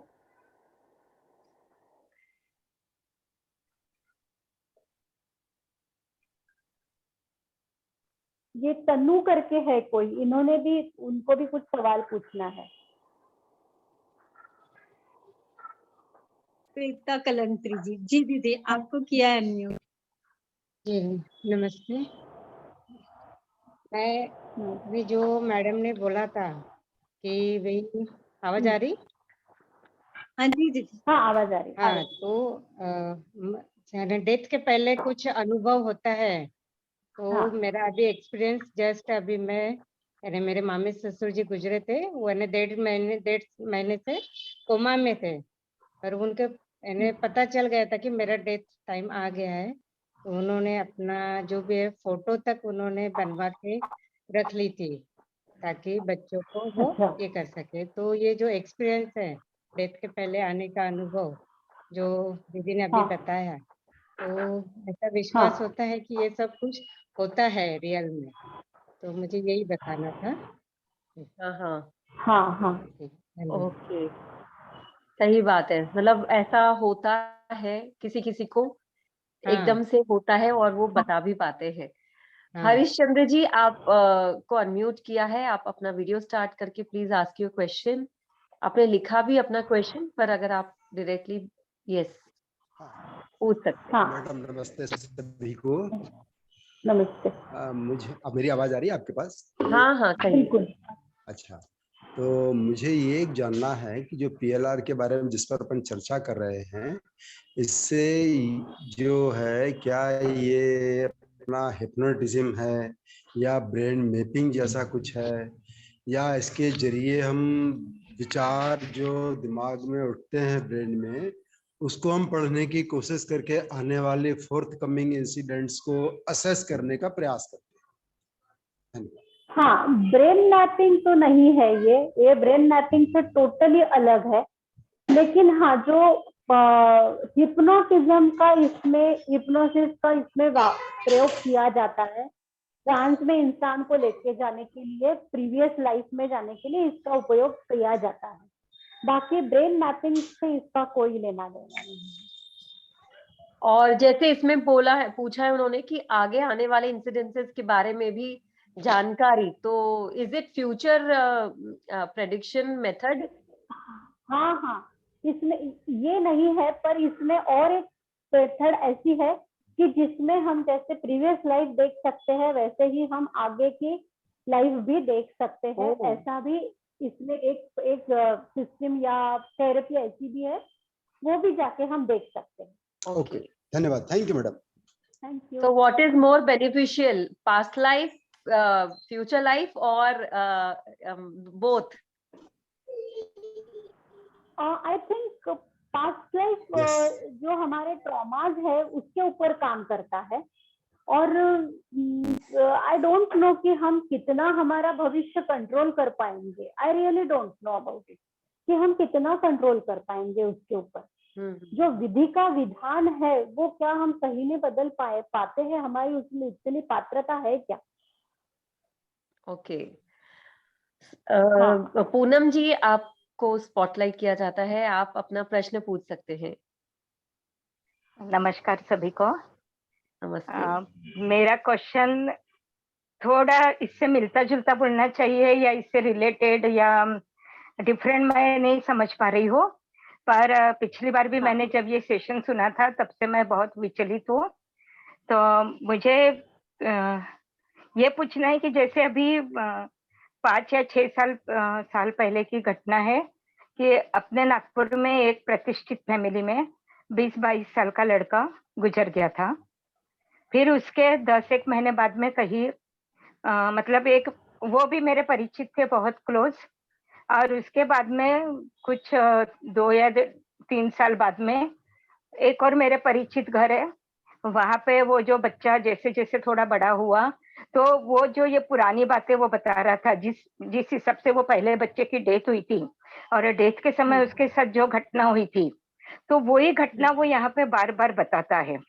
बोलता था ऐसा कि ऐसा हुआ वैसा हुआ, मेरे को ये हो रहा, और उसको जिस चीज से उसका एक्सीडेंट हुआ था वो चीज से उसको बहुत डर लग रहा है, और वो सेम वैसे ही बातें बोलता है, करता है। तो मैंने उनको बताया, मेरे रिलेटिव्स को, कि अरे अपने नागपुर में ऐसे ऐसे एक जन का डेथ हुआ है, तो ये बच्चा कहीं वो तो नहीं ना, ऐसे करके। तो सामने वाले ने मुझे बहुत बड़ी कसम देके ये करके ये करवाई कि अगर होगा तो भी आप किसी को ना बोलिएगा, चुप रहिएगा। आपको अगर मालूम भी है अगर ये वही बच्चा है तो आप इसको उजागर नहीं करना है। सामने वाले भी जो है फैमिली जिसके घर में ये बच्चा आया वो भी डॉक्टर है, मदर, फादर बैंक में है। और ये बात को फिर हो गया काफी टाइम, मैं बीच बीच में कभी याद आती थी पर भूल भुला गई थी। अब इस बात को 5-6 साल हो रहे। पर अब जब से मैंने पिछला सेशन सुना है तब से मैं ये टॉपिक को लेके मैं खुद बहुत विचलित हूँ कि क्या करना चाहिए, कैसे करना चाहिए। और मुझे 100% गारंटी है कि जो बच्चा उधर एक्सीडेंट में गया था वही ये बच्चा है। ओके। तो मैं मेरे मन को कैसे समझाऊं, क्योंकि मुझे बताना नहीं है, दोनों फैमिली की लाइफ मुझे खराब नहीं करनी है, मुझे अपने तक ही सीमित रखना है। तो मैं कैसे अपने आप को समझाऊं, क्या करूं मैं उसके लिए? नहीं देखिए, इसके लिए जो घटना घटनी थी वो तो घट चुकी है। अब हमारे हाथ में, जैसा आपने कहा कि मैं किसी और को बता के उनकी जिंदगियां खराब नहीं करना चाहती, तो बिल्कुल यही डिसीजन आपका सही है। और आप इसके लिए देखिए, आपने तकलीफ कर लेने में कोई पॉइंट नहीं है। देखिए, आपको आज ये केस पता है तो आप समझ सकती हो कि वो बच्चे की डेथ हुई और वो, पर हम सभी ऐसे आए हैं। एग्जैक्टली। आपको उस बच्चे के बारे में पता है लेकिन किसी एक और लोगों के बारे में पता नहीं है, सिर्फ इतना फर्क है। बिल्कुल सही। हाँ, तो just accept, let it be. हाँ, जो भी है, क्योंकि बता के भी कोई फायदा नहीं है, क्योंकि और पूरे, क्योंकि दोनों फैमिली मेरी नियरेस्ट डियरेस्ट है। दोनों, पर वो दोनों फैमिली का आपस में कोई संबंध नहीं है, वो दोनों फैमिली एक दूसरे को नहीं जानती है, पर मेरे नियरेस्ट डियरेस्ट है। हाँ, जो ये इसमें और एक पॉइंट मैं थोड़ा सा बताना चाहूंगी कि ये जो नेक्स्ट लाइफ हमारी होती है या हमारी प्रीवियस लाइफ जो होती है, वो जनरली ऐसा होता है कि हम एक सोल ग्रुप करके कंसेप्ट है, हम उसी ग्रुप में आते हैं। जैसे हमारे में एक हिंदुओं में एक संकल्पना है कि मुझे 7 जन्म यही बीवी मिले या यही हस्बैंड, जो मियाँ बीवी मिले, जो कंसेप्ट है। तो बोलने के लिए है ये, लेकिन मैंने ऐसा देखा है कि जो इस जन्म में, ऐसा देखा है लोगों ने कि जो इस जन्म में मेरी बीवी है, वो in previous life she was my daughter. तो ये दुनिया के, ये जो हमारी दुनिया है उसके आवाज गई आपकी। कोई मायने नहीं रखते कि बेटा बेटी, हस्बैंड वाइफ, माँ बाप, कोई नहीं, सब 12 टक्के है, सब एक जैसे है। उनकी एक ही एंटिटी है, वो एंटिटी है एज अ सोल।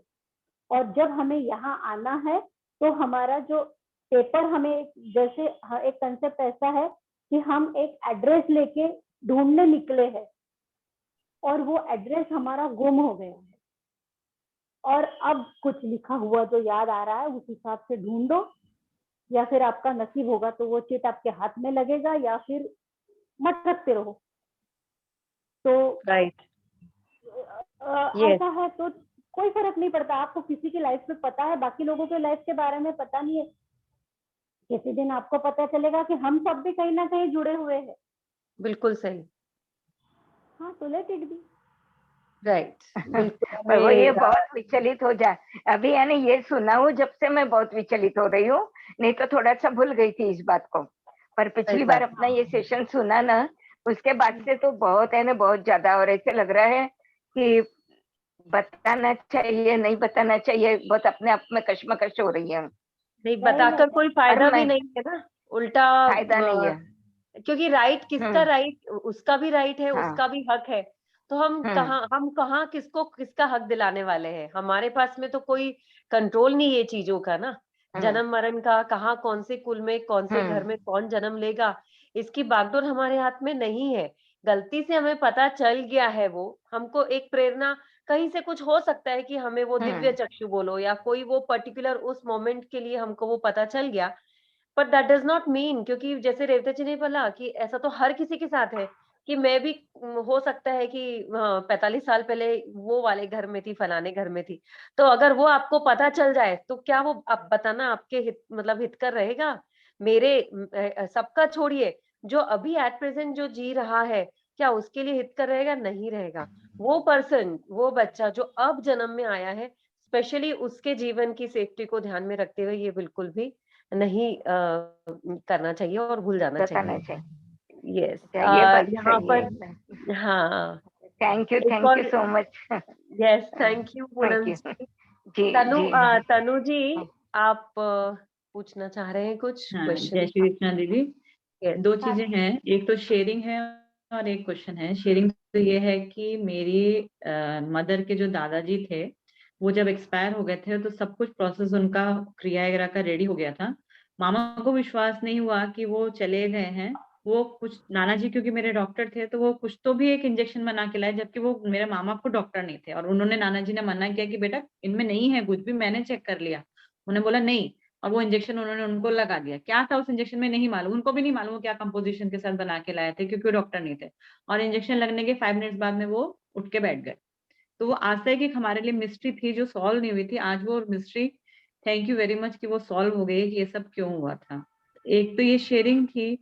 दूसरा एक क्वेश्चन था कि ये कहा जाता है कि मनुष्य जन्म जो है वो 86 लाख योनियों के बाद हमको मिलता है, और उन योनियों में जो हमने जन्म लिया है वो सारे संस्कार हमारे अंदर उस सोल के अंदर बन जाते हैं। जब हम मनुष्य जन्म में आते हैं तो वो पूरा हमारा कार्मिक अकाउंट हमारे साथ रहता है। तो ये जो थ्योरीज रहती हैं कि वो ही हमारा हस्बैंड बनेगा या किसी को कोई चीज याद आ गई, तो वो तो 86 लाख योनियों के पहले की बातें है ना सारी। हाँ उससे पहले तो हाँ मनुष्य जन्म मिला ही नहीं था। तो वो सब चीजें कैसे रिकलेक्ट हो सकती हैं? हाँ, बराबर है, आपका कहना एकदम बराबर है। इसके पहले का जो था वो हम कुछ नहीं बता सकते ना। हाँ, तो 86 लाख योनियों के बाद हमें मनुष्य जन्म मिला है। तो कई बार कोई हाँ, जना कहता है ना कि अरे पिछले जन्म में मैं ये था, तो यानी 86 लाख योनियों से पहले वाला जो मनुष्य जन्म था उसको वहां का सब कुछ याद है। बिल्कुल।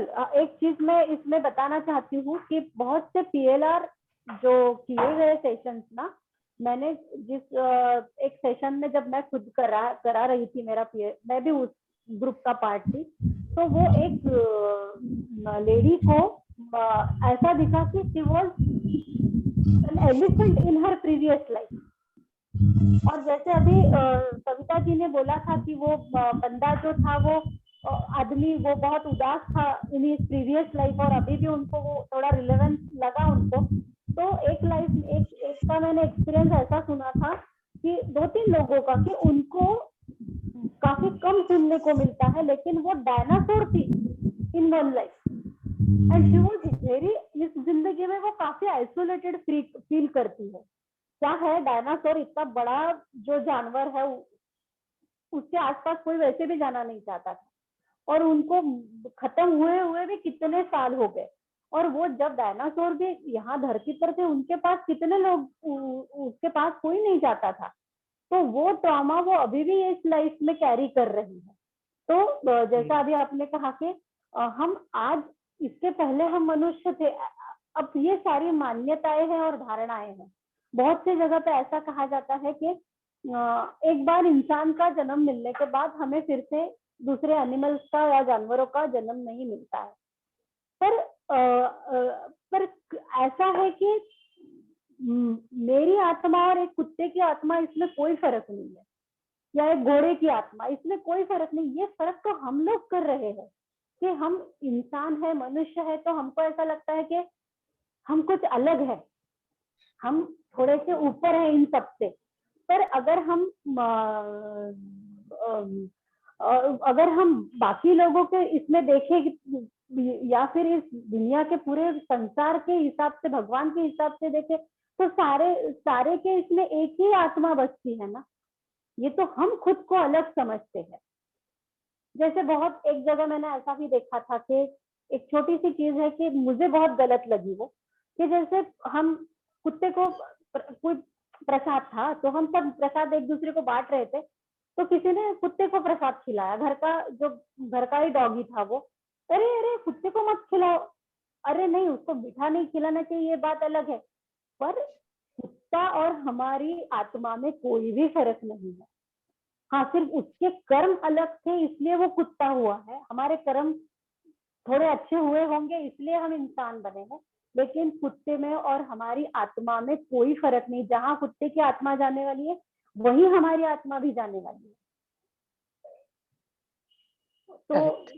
तो हाँ, तो ऐसा जो ये है भेदभाव, ये बिल्कुल गलत है। चींटी में भी वही आत्मा बसती है जो हम में बसती है।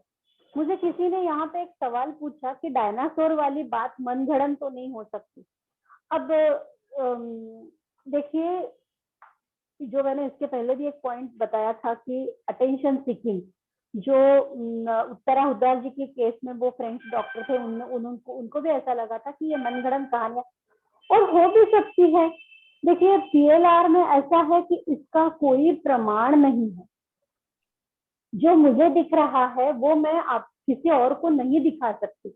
आई कैन ओनली नैरेट, और किसी और को जो दिख रहा है हाँ, लेकिन जितना हम इसको ये कह सकते हैं कि एकदम ही बकवास है, इसके पीछे कोई साइंस नहीं है, ऐसा नहीं है। हाँ, ये चीज साइंस ने अभी तक पूरी तरह से सिद्ध नहीं की है।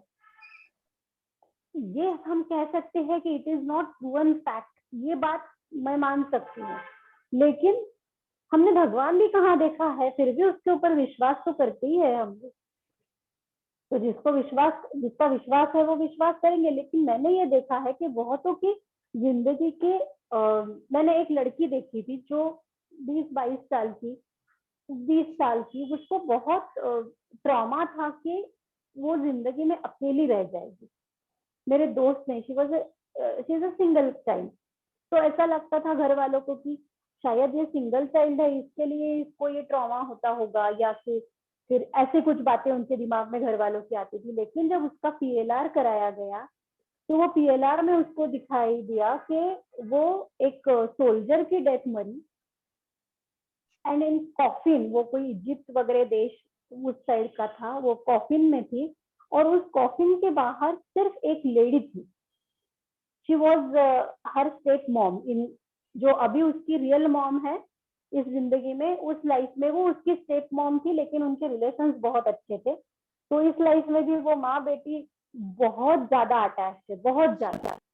और माँ और बच्चे के बीच में रिलेशन सबके ही अटैच ही रहते हैं, लेकिन इनका जो कनेक्शन है वो कुछ अलग है, बहुत ज्यादा है, ऐसा मैंने भी देखा है। तो मेरी पहचान के है, तो उसने देखा था इन प्रीवियस लाइफ की उसके कॉफिन के बाहर सिर्फ ये जो उसकी स्टेप मॉम या अभी की जो रियल मॉम है वही थी।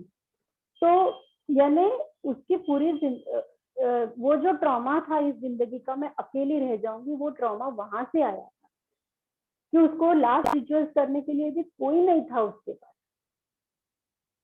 तो ये ट्रॉमा फिर हम डील कर सकते हैं थ्रू दिस पीएलआर। उसके बाद वो लड़की का काफी इजी हो गया। वो एक बार ना हमको पता चल जाए तो चीजें, नजरिया बदल जाता है, चीजें देखने का हमारा नजरिया बदल जाता है। वंडरफुल।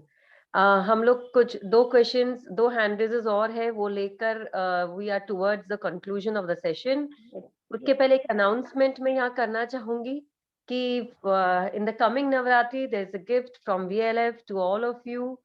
हम सभी जानते हैं कि नवरात्र जो होती है ये समय होता है अपनी एनर्जीज को हाइटन करने का, मतलब कि अपनी एनर्जीज को बहुत ही अच्छा आयाम देने का, उसके डायमेंशंस बढ़ाना है, ताकि हमारा जीवन हर तरह से सुखमय बन जाए और समृद्ध बन जाए।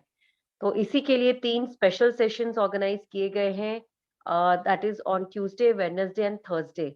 तो आप लोग से, you all are invited to be a part of it. और जब साधना, तप, उपवास, सब कुछ, हम बहुत कुछ करते हैं नवरात्र, एवरीवन इज एक्साइटेड। तो इस साधना को बहुत अच्छा और बनाने के लिए आप लोग जरूर से ये स्पेशली ऑर्गेनाइज सेशंस को जरूर से ज्वाइन करें। That will be at 9:30 at night. 3 दिन रात को 9:30 बजे। तो आगे के 2 हैंड रेज हम लोग और लेते हैं। सुचिता जी, आपने हैंड रेज किया था, तो I can unmute you. Yes.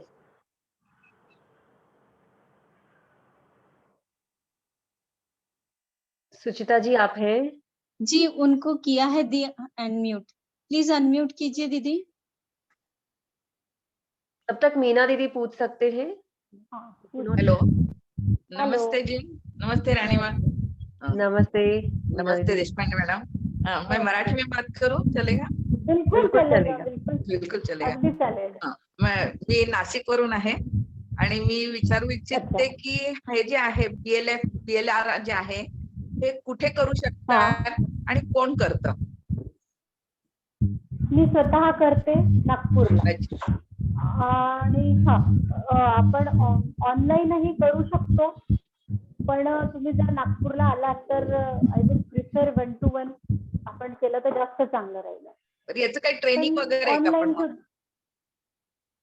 म्हणजे नाही, तुम्हाला शिकायचं आहे की करवून घ्यायचं? दोन्ही पण गोष्टी असतील तरी पण माझा विचार नाही की हे शिकू शकतो आपण की हे करू शकतो. हो, अच्छा, शिकू शकतो आपण, हे शिकू शकतो.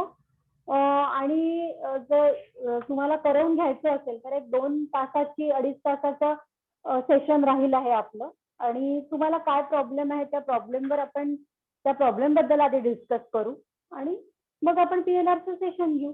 बरं. आणि दुसरी गोष्ट मला ही विचारायची की अंगात येतं किंवा काही, तेव्हा ते लोक असं म्हणतात की मी हे आलेलो आहे, मी ते आलेलो आहे, मी म्हणजे असं आहे, माझं आहे, तर ते खरं असतं का? मग आता काही ठिकाणी पुन्हा हे अटेन्शन सिकिंगचा प्रकार असतो. काही ठिकाणी attention seeking purely attention seeking असतं, आणि बाकी बघा, जसे जे डिव्हाइन सोल्स असतात, जे आपण आता सोल्सचे प्रकार बघितले, त्याच्यामध्ये जो शेवटचा प्रकार आहे की इन्फायनाइट सोल, तर जसं गजानन महाराज हे सगळे इन्फायनाइट सोल मध्ये येतात. तर हे लोक कोणाच्या अंगात संचारतात, काय करतात याची सत्यता कठीण आहे बा. म्हणजे मी याच्यावर काही भाष्य नाही करू शकत. मला नाही, मी काहीच बोलू नाही शकत याच्यावर. ओके, तो जैसा अभी बताया है मैडम त्याच्याबद्दल रेवती जी ने कि ये कोर्स जो है हम कर भी सकते हैं और हम ये करवा भी सकते हैं, मतलब PLR सेशन खुद के लाइफ के लिए भी कर सकते हैं और हम ये सीख भी सकते हैं।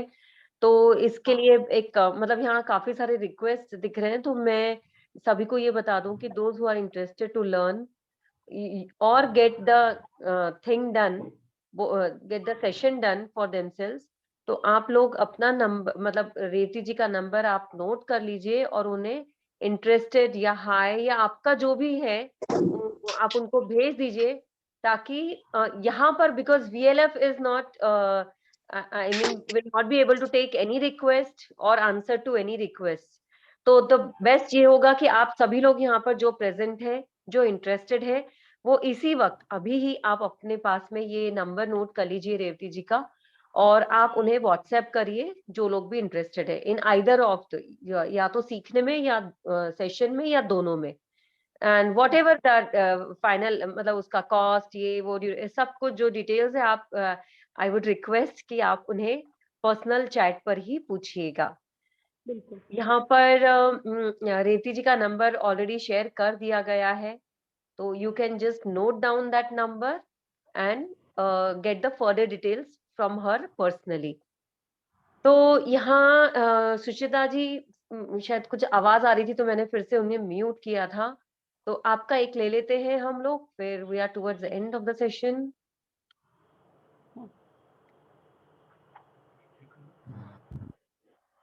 हाँ जी, कहिए। हाँ, जैसे ना एक्चुअली मुझे ये पूछना था कि मेरे रिलेटिव्स में अभी डेथ हुई है परसों, she is having severe depression, उन्होंने खुद होके दवाई छोड़ दी थी, तो क्या past life regression severe depression को क्योर कर पाता क्या? और सेकंड क्वेश्चन है कि मैंने कहीं पढ़ा था, आई एम नॉट वेरी कि ये पास्ट लाइफ ये because it is not good. कभी कभी कोई लोग उसको पिछले लाइफ में छोड़ देते हैं, इट इज वेरी डिफिकल्ट, और उसका मिसयूज भी करते हैं क्लाइंट। सो क्या हुआ है, I don't have any resources now, but बहुत पहले मैंने पढ़ा था, तब से मैं डरती हूँ। मेरे को 4 साल पहले एप्लीकेशन कराना था, but I came across this article, then I drop out that idea. So I am not caring others, but I just want the right information from madam. Okay, Rani ji इन्होंने क्या सवाल पूछा बीच का, मुझे सुना ही नहीं था कुछ। मैं बताती हूँ। इनका कहना था कि जिनको डिप्रेशन है उनको भी इसका रिलीफ मिल सकता है क्या, क्योंकि डिप्रेस्ड लोग हैं या बहुत ज्यादा ही लॉस्ट लोग हैं, तो क्या are they able to follow the instructions and go through the session? हाँ बिल्कुल हो सकता है। देखिए, कोशिश करना हमारे हाथ में है, जिसे हम पुरुषार्थ कहते हैं। तो कोई भी लाइफ हो, हमको हमारा पुरुषार्थ करना नहीं छोड़ना चाहिए। तो हमें कोशिश, और अगर वो डिप्रेशन में है और वो हमारे इंस्ट्रक्शंस, देखिए अगर ऐसा कोई है तो हम वो केस जरूर हैंडल कर सकते हैं। और अगर हमारे इंस्ट्रक्शंस उन्होंने सुने, वो किस टाइप का उनका डिप्रेशन है वो हमें पहले पता चलना चाहिए ना। हम अज्यूम करके नहीं चल सकते कि ये बंदा सुनेगा या नहीं सुनेगा। तो अगर वो बात की हुई समझ सकते हैं और इसके थ्रू अगर वो ट्रॉमा में जा उसमें हम ले जा सकते हैं उनको पीछे, तो वी विल ट्राई तो कर ही सकते हैं। और उसमें बहुत ज्यादा ये चांसेस है कि वो इस डिप्रेशन के थ्रू क्यों जा रहे हैं ये रिवील हो सकता। अब वो नहीं रहे रेवती जी, अब वो नहीं रहे, पर वो जानना चाहती कि इस तरह का कुछ रहा तो can they suggest, can any of the audience present, can they suggest someone who is suffering from depression? तो ये चीज है। दूसरा ये कि ये जो सुचिता जी ने कहा है वो सही, मतलब ये भ्रांति बहुत इर्द गिर्द घूमती है पास्ट लाइफ रिग्रेशन के, कि पास्ट लाइफ में ले जाने के बाद में वही इंसान छूट जाता है, मतलब इन द मेमोरी ही इज देयर, भले आज के लाइफ वो जी रहा है पर उसका जो कॉन्शियस है वो वहीं पर है। सो व्हाट इट इज, या इस समय का कोई दुरुपयोग भी कर सकता है क्या? नहीं, ऐसा बिल्कुल नहीं होता कि कोई वहां ही छूट गया है, ऐसा बिल्कुल नहीं होता। देखिए, हिप्नोटिज्म का एक बहुत बड़ा पॉइंट ये है ना, हिप्नोसाइज जो करते हैं, कि अगर मैं ना चाहूँ तो मुझे कोई भी हिप्नोटाइज नहीं कर सकता। या मैं या कोई भी हमारे इच्छा, हमारे विल के अगेंस्ट हमको कोई भी हिप्नोटाइज कर नहीं सकता है। तो इसलिए हमारी इच्छा होगी तो ही हम हिप्नोटाइज होते हैं। और उसमें एक तो वो इंस्ट्रक्शन से ऐसे देते हैं कि वो बंदा वापस आ जाता है, और अगर वो ना भी चाहे तो भी हम वहां नहीं रहते हैं। ये 100% गारंटी है, ऐसा नहीं होता है। ओके। हाँ, आशा मालानी जी, आशा आंटी, आप अपना प्रश्न पूछ सकते हैं। आप अनम्यूट हैं अभी, कहिए। हाँ दीदी, मेरा क्वेश्चन था दो क्वेश्चन के पहले जिन्होंने लिया था कि 86 योनियों के बाद में, तो दैट इज 84 योनिया, 84 लाख योनि होती है। तो उन्होंने जो पूछा था ना, तो उसपे मेरा ये था कि ऐसा हम लोगों के धर्म ग्रंथों में आता है कि बहुत अच्छे कर्म करने पर ही हमको मनुष्य देह मिलता है, तो उसके बाद में हमको जो कीड़े मकोड़े या जो भी चींटी बीटी का वो योनि मिलती ही नहीं है। हाँ, यानी बहुत ही गंदे कर्म, जैसे क्योंकि हमारे एक जगह ये भी आया कि 14 बार इंद्रपद पायो हुयो मकोड़ो कृष्ण बताया, कि अपने जब पुण्य कर्मों का नाश होता है, संशय होता है, क्षय होता है, तब हमको वो योनि प्राप्त होती है। क्योंकि राजा इंद्र के बारे में भी कहा है कि राजा इंद्र ने 14 बार इंद्र की पद प्राप्ति की, पर जब उसका पुण्य कर्मों का जब क्षय हुआ तो उसको भी एक बार मकोड़ा बनना पड़ा था। ये कौरव पांडव के युद्ध के समय की बात है। मैंने पढ़ा है कि जब भगवान कृष्ण अर्जुन को बोलते कि अरे अर्जुन उस मकोड़े को बचाओ, तो अर्जुन बोलता है कि इतने लोग मर गए, आपको कोई तकलीफ नहीं हुई और आप वो मकोड़े के पीछे क्यों पड़े हो? तब कृष्ण भगवान बोलते हैं कि ये 14 बार इंद्र की पदवी पाया है। दैट मीन्स मेरा बोलने का मतलब यही है कि एक्ट शॉर्ट कि हम हमारे जब पुण्य का जब नाश होता है क्योंकि अभी मैंने कुछ अच्छे कर्म किए तो मुझे ये शरीर मिला है, अच्छा घर मिला, अच्छा वर मिला, जो भी है सब अच्छा मिला है। पर यदि मैं ये पुण्य बैंक में मेरा अकाउंट बढ़ाऊंगी नहीं तो नेचुरल मेरा लॉस ही होने वाला है, और लॉस होने के बाद मुझे कीड़े मकोड़ा बनना ही है। यही मेरा था उनको बोलने के लिए शॉर्ट में। Revati ji, thank you so much Asha ji for that valuable information. एक और बात ये पूछनी थी रेवती जी, जैसे ये फास्ट लाइफ रेगुलेशन से मेंटल इश्यूज जो है वो रिजॉल्व होते हैं, तो क्या फिजिकल इश्यूज भी रिजॉल्व होते हैं? जैसे स्किन प्रॉब्लम्स है जो बहुत ही जिद्दी, जो हम बोलते हैं ना कि भाई सब कुछ कर लिया तो भी ठीक नहीं हो रहा है, या माइग्रेन है, या फिर कोई क्रॉनिक प्रॉब्लम है, कोई भी आर्थराइटिस है, या जैसे अभी स्किन डिजीज आपने जैसे घुटने की तकलीफ की बात करी थी, तो उसमें कुछ भी डायग्नोसिस नहीं हो पाया था, राइट? लेकिन अगर स्किन डिजीज है, वो तो डिजीज दिख रहा है कि डिजीज है स्किन, बहुत जिद्दी कोई चर्म रोग है, या और भी कोई हेल्थ प्रॉब्लम्स है, तो क्या यह भी पीएलआर से इसमें कोई राहत मिल सकती है? बिल्कुल मिल सकती है। हम इसमें मैंने जो ट्रॉमा की बात बताई, एक जो 20-22 साल की बच्ची थी उसके बारे में जो मैंने बताया था कि उसको हमेशा मैं अकेली रह जाऊंगी, अकेली छूट जाऊंगी, ये जो उसका डर था वो उसमें से निकला। और स्किन के वगैरह भी जो प्रॉब्लम्स होते हैं, जैसे मैंने वो अस्थमा की एक केस बताई आपको कि वो भी क्रॉनिक डिसीज है अस्थमा भी, तो उसका पीछे का रीजन यही था कि वो सफोकेटेड हो गई थी, हो गए थे वो लोग धुएं की वजह से। तो ऐसे ही हमारे आज जो फिजिकल भी समझो स्किन पे कोई है, जैसे आपने बोला, अगर वो भी कोई चीज है तो वो इसमें आ सकती है, बिल्कुल दिख सकता है। सिर्फ क्या है ना कि इसकी 100% हाँ, जैसे गारंटी के हाँ आपको बुखार हुआ है, आप क्रोसिन लो, आपका बुखार उतर जाएगा, इस टाइप का इलाज इसमें नहीं हो सकता।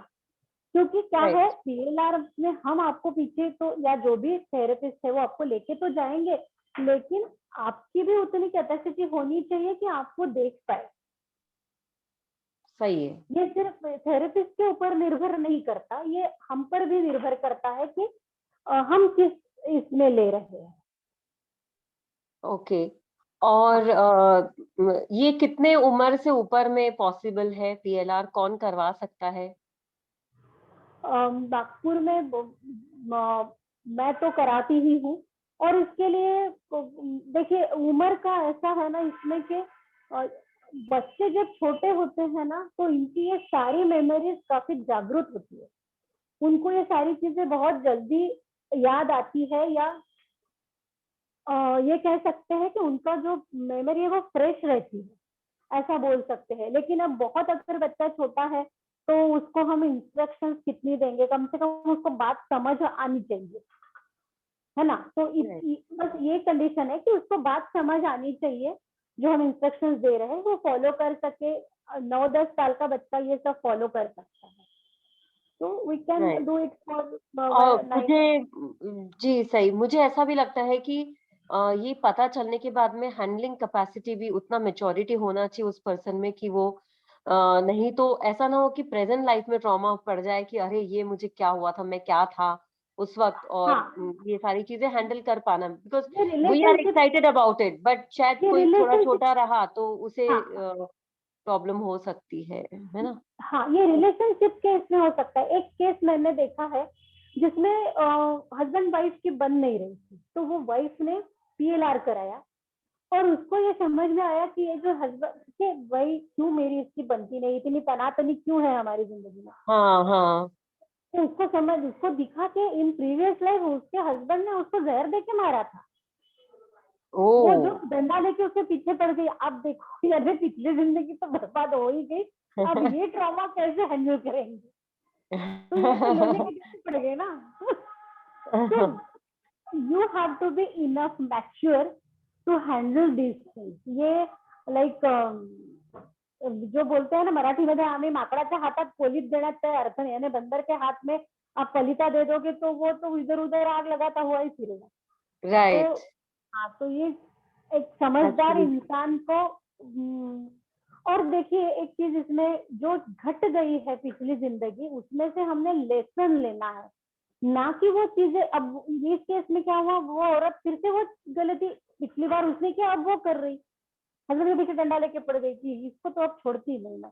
तो ये बहुत गलत है। तो हम कार्मिक अकाउंट फिर से क्रिएट करें। जैसे सदगुरु जी इस मामले में बहुत अच्छी बात बताते हैं कि हम किसी समुद्र किनारे घूमने जाते हैं और घूमने जाने के बाद वहां रिलैक्स होने जाते हैं, पर हम क्या करते हैं, वापिस आते आते हमारे पॉकेट्स में वहां के जो मराठीत आम्ही त्याला शंख शिंपले म्हणतो, जे दगड शंख शिंपले काही असं खिशामध्ये भरून आणतो। तो हम लोग हर बार यही करते हैं, यहाँ वो एड्रेस लेके आते हैं पुराना अकाउंट क्लियर करने, तो वो तो हम भूल ही जाते हैं और बाकी की मगरमच्छी में लग जाते हैं। तो वो और कुछ नया क्रिएट करके हम फिर और आगे कंटिन्यू करते हैं। वही सारी उलझने लेकर जाते हैं। तो सुलझाने के लिए क्वेश्चन पेपर सॉल्व करने के लिए भेजते हैं और हमें एक और अपने लिए खुद ही के लिए एक सेट ऑफ क्वेश्चन क्रिएट करके लेकर जाते हैं कि देखो।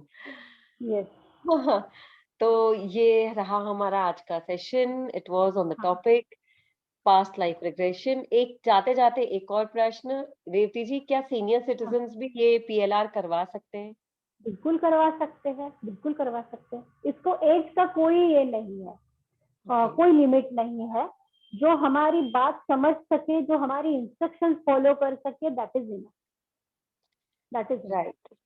होपफुली बहुत सारे आज के बर्निंग प्रॉब्लम्स का भी अगर पीएलआर एक बहुत अच्छा सोल्यूशन बन जाए, जैसे एडिक्शंस, जैसे बहुत बहुत तरह के एडिक्शंस है जिनने इस सोसाइटी को घेर के रखा है।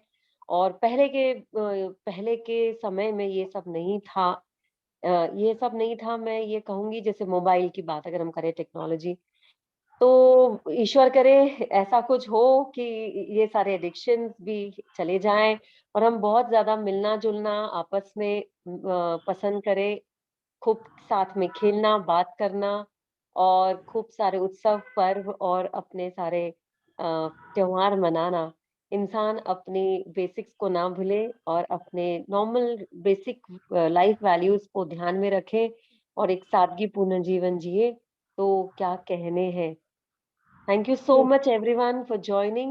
Or don't worry, this session is going to get uploaded on VLF's official YouTube channel, and I feel very happy to share that it has already 1.4K subscribers. So 1040 subscribers इसमें है। I'm sorry, 1400 subscribers already हो चुके हैं इस VLF YouTube channel के। So you all can share the link on your statuses, share the link of this session on your statuses, and you can help others reach out to these valuable sessions coming straight from experts. Don't worry, sessions are there to come your way. बहुत सारे sessions already अभी भी lined up है. And one more happy thing to share is on this 1st October 2022, VLF पूरे करने जा रहा है पूरे 2 साल. So we are going to complete our 2 years for our presence online with all the awareness sessions for all of you with more than I think 1700 sessions online. So yes, this could happen only because of all of you. आप लोगों के feedbacks, आप लोगों की चाहत, आप लोगों की जिज्ञासा, आप लोगों का एक support, भले ही म्यूटेड सपोर्ट, भले ही सब लोग के वीडियोस ऑन नहीं रहते हैं, भले ही हर कोई जन बात नहीं करता है, बट यस, जब भी मुझे कहीं कोई मिलता है या ऑनलाइन भी व्हाट्सएप में कभी कोई स्टेटस के थ्रू टकरा जाता है तो पता चलता है कि yes, they are there with us. Thank you so much for being here with VLF, pouring so much of love, support, and always ready to take the information that has been shared here on VLF. कभी भी कोई गलती हुई हो हमारे तरफ से तो we are sorry. And Revati ji, once again congratulate you for a wonderful session on a very lesser known concept of past life regression. Thank you. And all dearies, please spread the word. PLR किसी की आज की जिंदगी संवार सकता है, कुछ ऐसे पल भुलाने में मदद कर सकता है जो बहुत ट्रॉमेटिक है. So do not hesitate to share जैसे कुछ भ्रांतियां इसके इर्द गिर्द है, उसको हम जब तभी दूर कर पाते हैं जब हमें करेक्ट इन्फॉर्मेशन हमारे पास होती है. So now you have correct information, and whenever you want to reach out for any other doubts, you can reach out to Revati ji. Her number is being shared here in the chat. You all can save, and you all can also ask her to save your number so that you can go through her status and come to know about what all activities she is going to take in the days to come. तो वो उन्होंने कहा था, जैसे मैं भी, I am also going to be a part of it, कि मुझे भी सीखना है PLR. तो हम कोई इसके लिए कोई क्वालिफिकेशन की जरूरत होती है Reti ji? Do I need some qualification to go? No, कोई क्वालिफिकेशन की जरूरत नहीं, क्योंकि हम सभी आत्मा है और आत्मा के बारे में और जानने के लिए और यही क्वालिफिकेशन काफी है. तो I think the only qualification that we need is that we need to be living being, because we have a soul inside, and a beautiful soul indeed. So thank you all, thank you everyone, each one of you for joining, and do keep joining all our sessions which are there, because these are specially designed for your benefit. मैं चाहती हूँ कि आप लोगों को हर एक त्योहार का, हर एक जो भी अच्छी चीज है आपके लिए लाइफ में, मेरे लिए, आपके लिए, उसका फायदा क्या हो सकता है हमारी जिंदगी में, वो आपको जब तक पता नहीं चलेगा आप उसका फायदा नहीं ले सकते. And my responsibility that I have taken is that to make you known about the good things in life. तो आप लोग जरूर से ज्वाइन करें, और इन सारे सेशंस को you can catch on the YouTube channel also. तो कल का सेशन एक बहुत इंटरेस्टिंग सेशन हम सब लेडीज लोगों के लिए, क्योंकि अल्टीमेटली क्या है, पेट पूजा पर आकर सारी बात अटक जाती है. तो कल होने वाला है एक बहुत इंटरेस्टिंग सा सेशन, क्वेश्चन हमारे और जवाब पूनम जी के. कुछ ही देर पहले जिनको आपने सुना था एक क्वेश्चन के साथ, तो Poonam Rathi ji, she is super chef of Nagpur and also of the other cities, जो उनकी ख्याति अभी दूर दूर तक पहुंच चुकी है. उनकी कला कुशलता से ही जुड़ा हुआ ये सेशन होगा कल. और ये इसमें आप अपने प्रश्न तैयार रखिए, जो भी किचन से रिलेटेड अपने प्रश्न है, जो बार बार आपसे गलती हो जाती है, आपको लगता है कि ये नुकसान आप नहीं झेलना चाहते दोबारा से, कभी कुछ हो जाता है, भाई चाशनी बिगड़ गई है या कुछ भी हो जाता है, कुछ ज्यादा गिर गया, कुछ कम हो गया, कुछ जल गया, कुछ कोई आ गया तो झटपट क्या करे, सामग्री ये नहीं है, ये है तो डाल सकते हैं क्या, ऐसे तमाम प्रश्न आप उन्हें पूछ सकते हैं कल, और वो अपने अनुभव से, इतने लंबे अनुभव से आपको इसका जवाब देगी. कई तरह के डिशेस वो सिखाती हैं, list is so big and awesome. बहुत नई तरह के डिशेस का वो निर्माण करते रहती है अपनी अनुभव से और अपने क्रिएटिविटी से, और बहुत सारे क्या कहूंगी मैं, प्राइजेस से अभी तक के उन्हें नवाजा जा चुका है. तो ऐसी शेफ से हम कल मिलने वाले हैं, तो you should not miss a chance to ask. और यस मीना जी, आप कुछ हैंड आपका मुझे वैसे भी दिख रहा है. यस मीना जी, कुछ साधना करनी पड़ती है क्या मैम उसके लिए? हेलो. नहीं, हाँ, सुन रही, मैं सुन रही हूँ. नहीं, देखिए